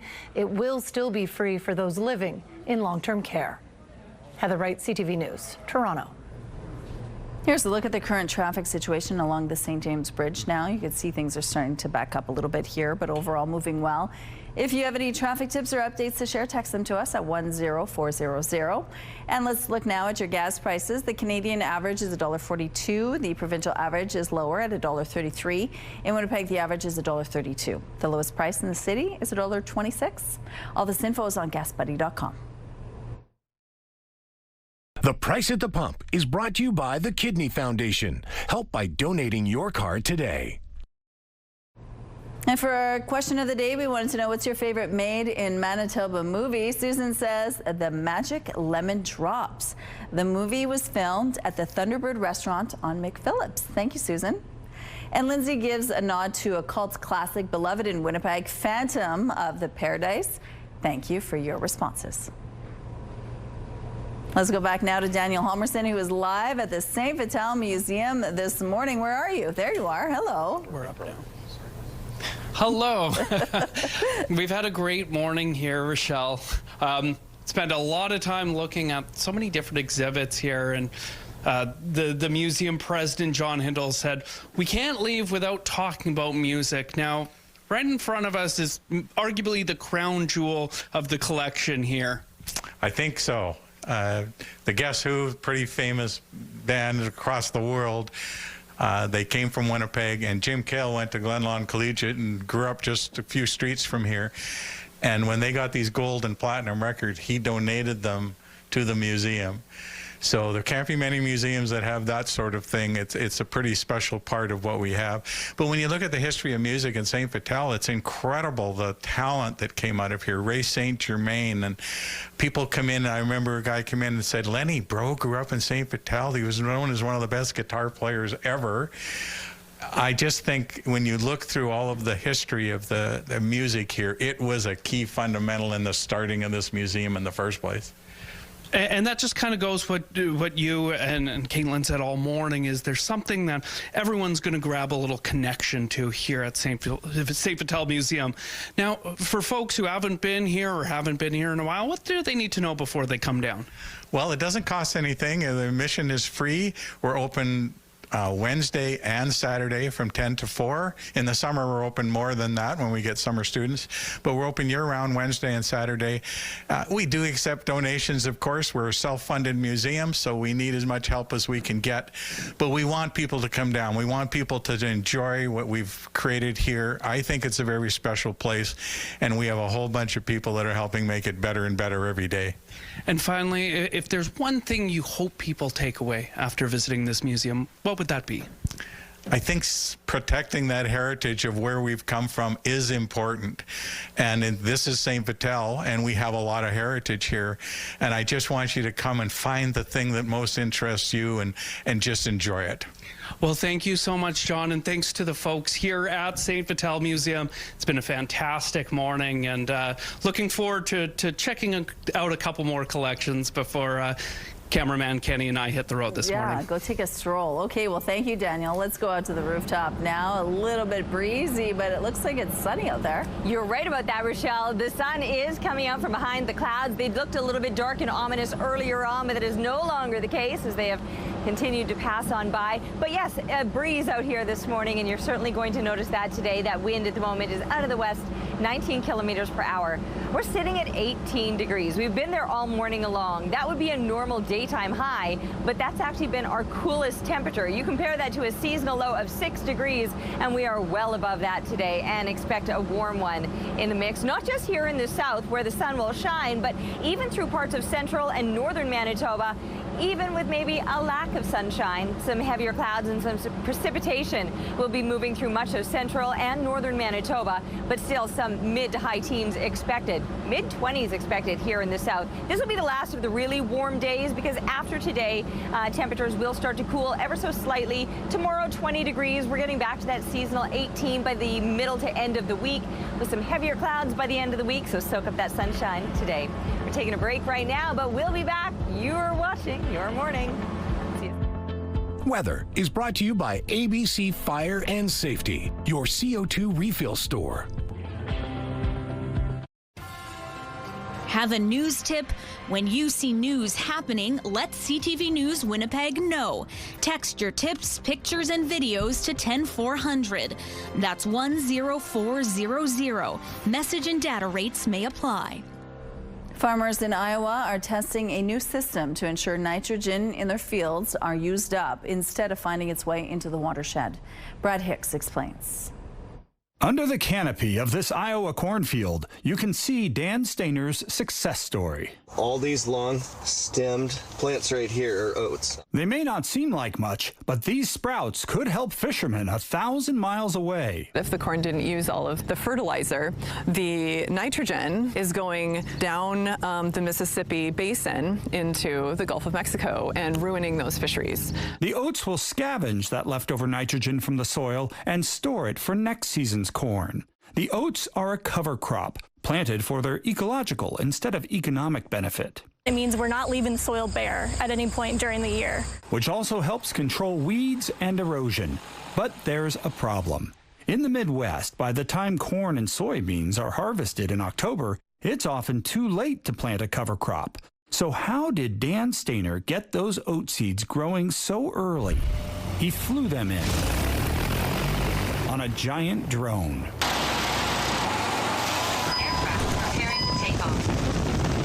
It's called interseeding. Interseeding is a great way to get cover crops on the ground before the corn is harvested or the soybeans are harvested. Usually it's done this way. Not so good for the soil, and it costs the farmer a lot of time and fuel.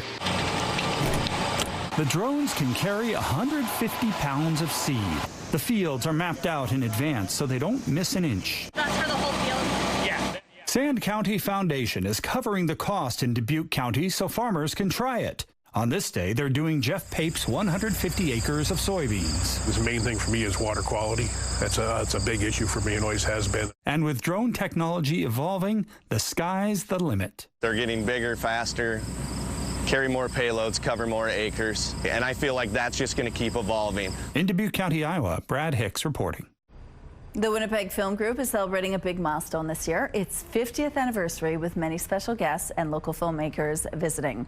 The film group is putting on its We're Still Here 50 years of the Winnipeg Film Group Festival. Joining us now are Olivia Norquay and Leslie Supnet with the Winnipeg Film Group. Congratulations on 50 years. Wow. Thank you. Thank you. Tell us how the film group began 50 years ago exactly. Sure. So the Winnipeg Film Group started in 1974 by a group of filmmakers who wanted to, share film production resources and to build community. And it was part of a movement across Canada where artist-run centers were popping up with the same idea to come together and present their work and have the opportunity to spread their voice and their artistic voice around the country and abroad. And so with the group being there, helping those filmmakers, what did it bring to their to the process and to their final products? Sure. It allowed filmmakers to have a presentation of their work through the Cinematheque, which is now called the Dave Barber Cinematheque. But it also allowed filmmakers to pull resources and eventually to get funding to make their work. And what sets us apart from other film groups across the country? The big thing about the Winnipeg Film Group is that we run the Dave Barber Cinematheque, and we also have a production and training wing. So that is where people can rent equipment, film production equipment, and gain access to funding or training for independent filmmaking, and also a distribution department, which we have a pretty sizable collection of films. We have over 1,400 titles. Wow. Yeah, so we've become an unofficial archive in a way that is important, and there isn't any other artist-run center in Canada that has these three important wings. Okay, and so take us back to Dave Barber, the late Dave Barber. I met Dave, very passionate about Winnipeg's film industry. Remind us who he was and what he did for the Winnipeg Film Group. Sure. Dave Barber was the longest running employee of the Winnipeg Film Group. He was the head programmer for a very long time, and he was just so much more than that. He was a strong advocate for Canadian independent film, especially experimental film. He knew the power of presenting works within the Cinematheque that would draw attention to these works that wouldn't maybe play anywhere else across Canada, that allowed the spotlight to come on these works so that they would eventually gain either theatrical release or play other film festivals. Amazing. Okay, well, let's talk about the festival itself. What is happening and what can people expect? For sure. So it's taking place from September 23rd to 28th at the Dave Barber Cinematheque. We've invited a few founding members of the Winnipeg Film Group. So Leonard Yerkeer will be presenting The Morning Suit, which is the first feature film made in Manitoba, as well as Joanne Jackson Johnson. She'll be presenting a shorts program of kind of formative short films from Winnipeg. We've also invited Sonia Ballantyne, Farrah Murdoch, and James Pomeroy to curate shorts programs. We'll also be showcasing Winnipeg filmmakers' experimental features from Isaiah Medina, Greg Hannock, and Heidi Phillips. Sounds amazing. And again, if you want more information on the festival itself, we have a link on our website. Thank you so much for sharing this with us. Thanks so much for having us.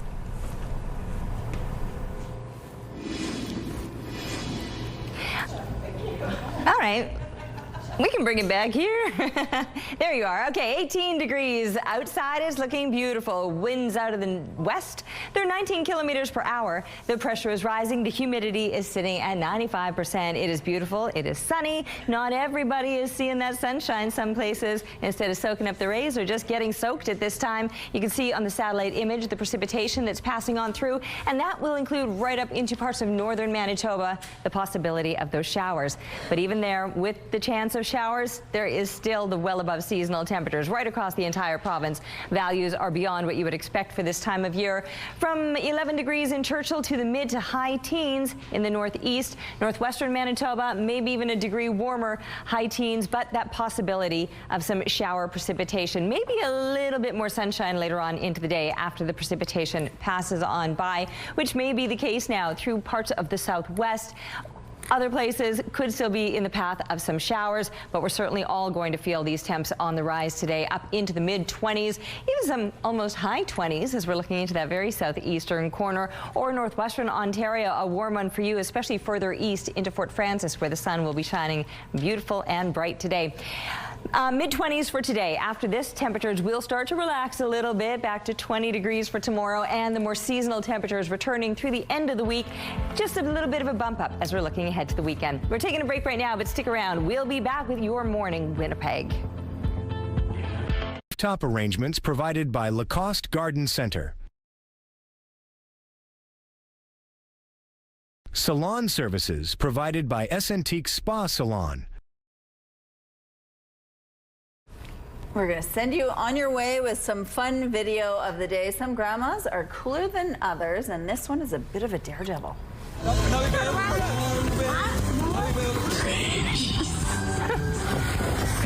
Grandma's first time tubing got off to a rocky start. Getting on the tube isn't easy, but she had such a good time tubing with her grandson that she has to go again. First time. Love that. That's an experience. Wonderful. Absolutely. And then check out this prankster.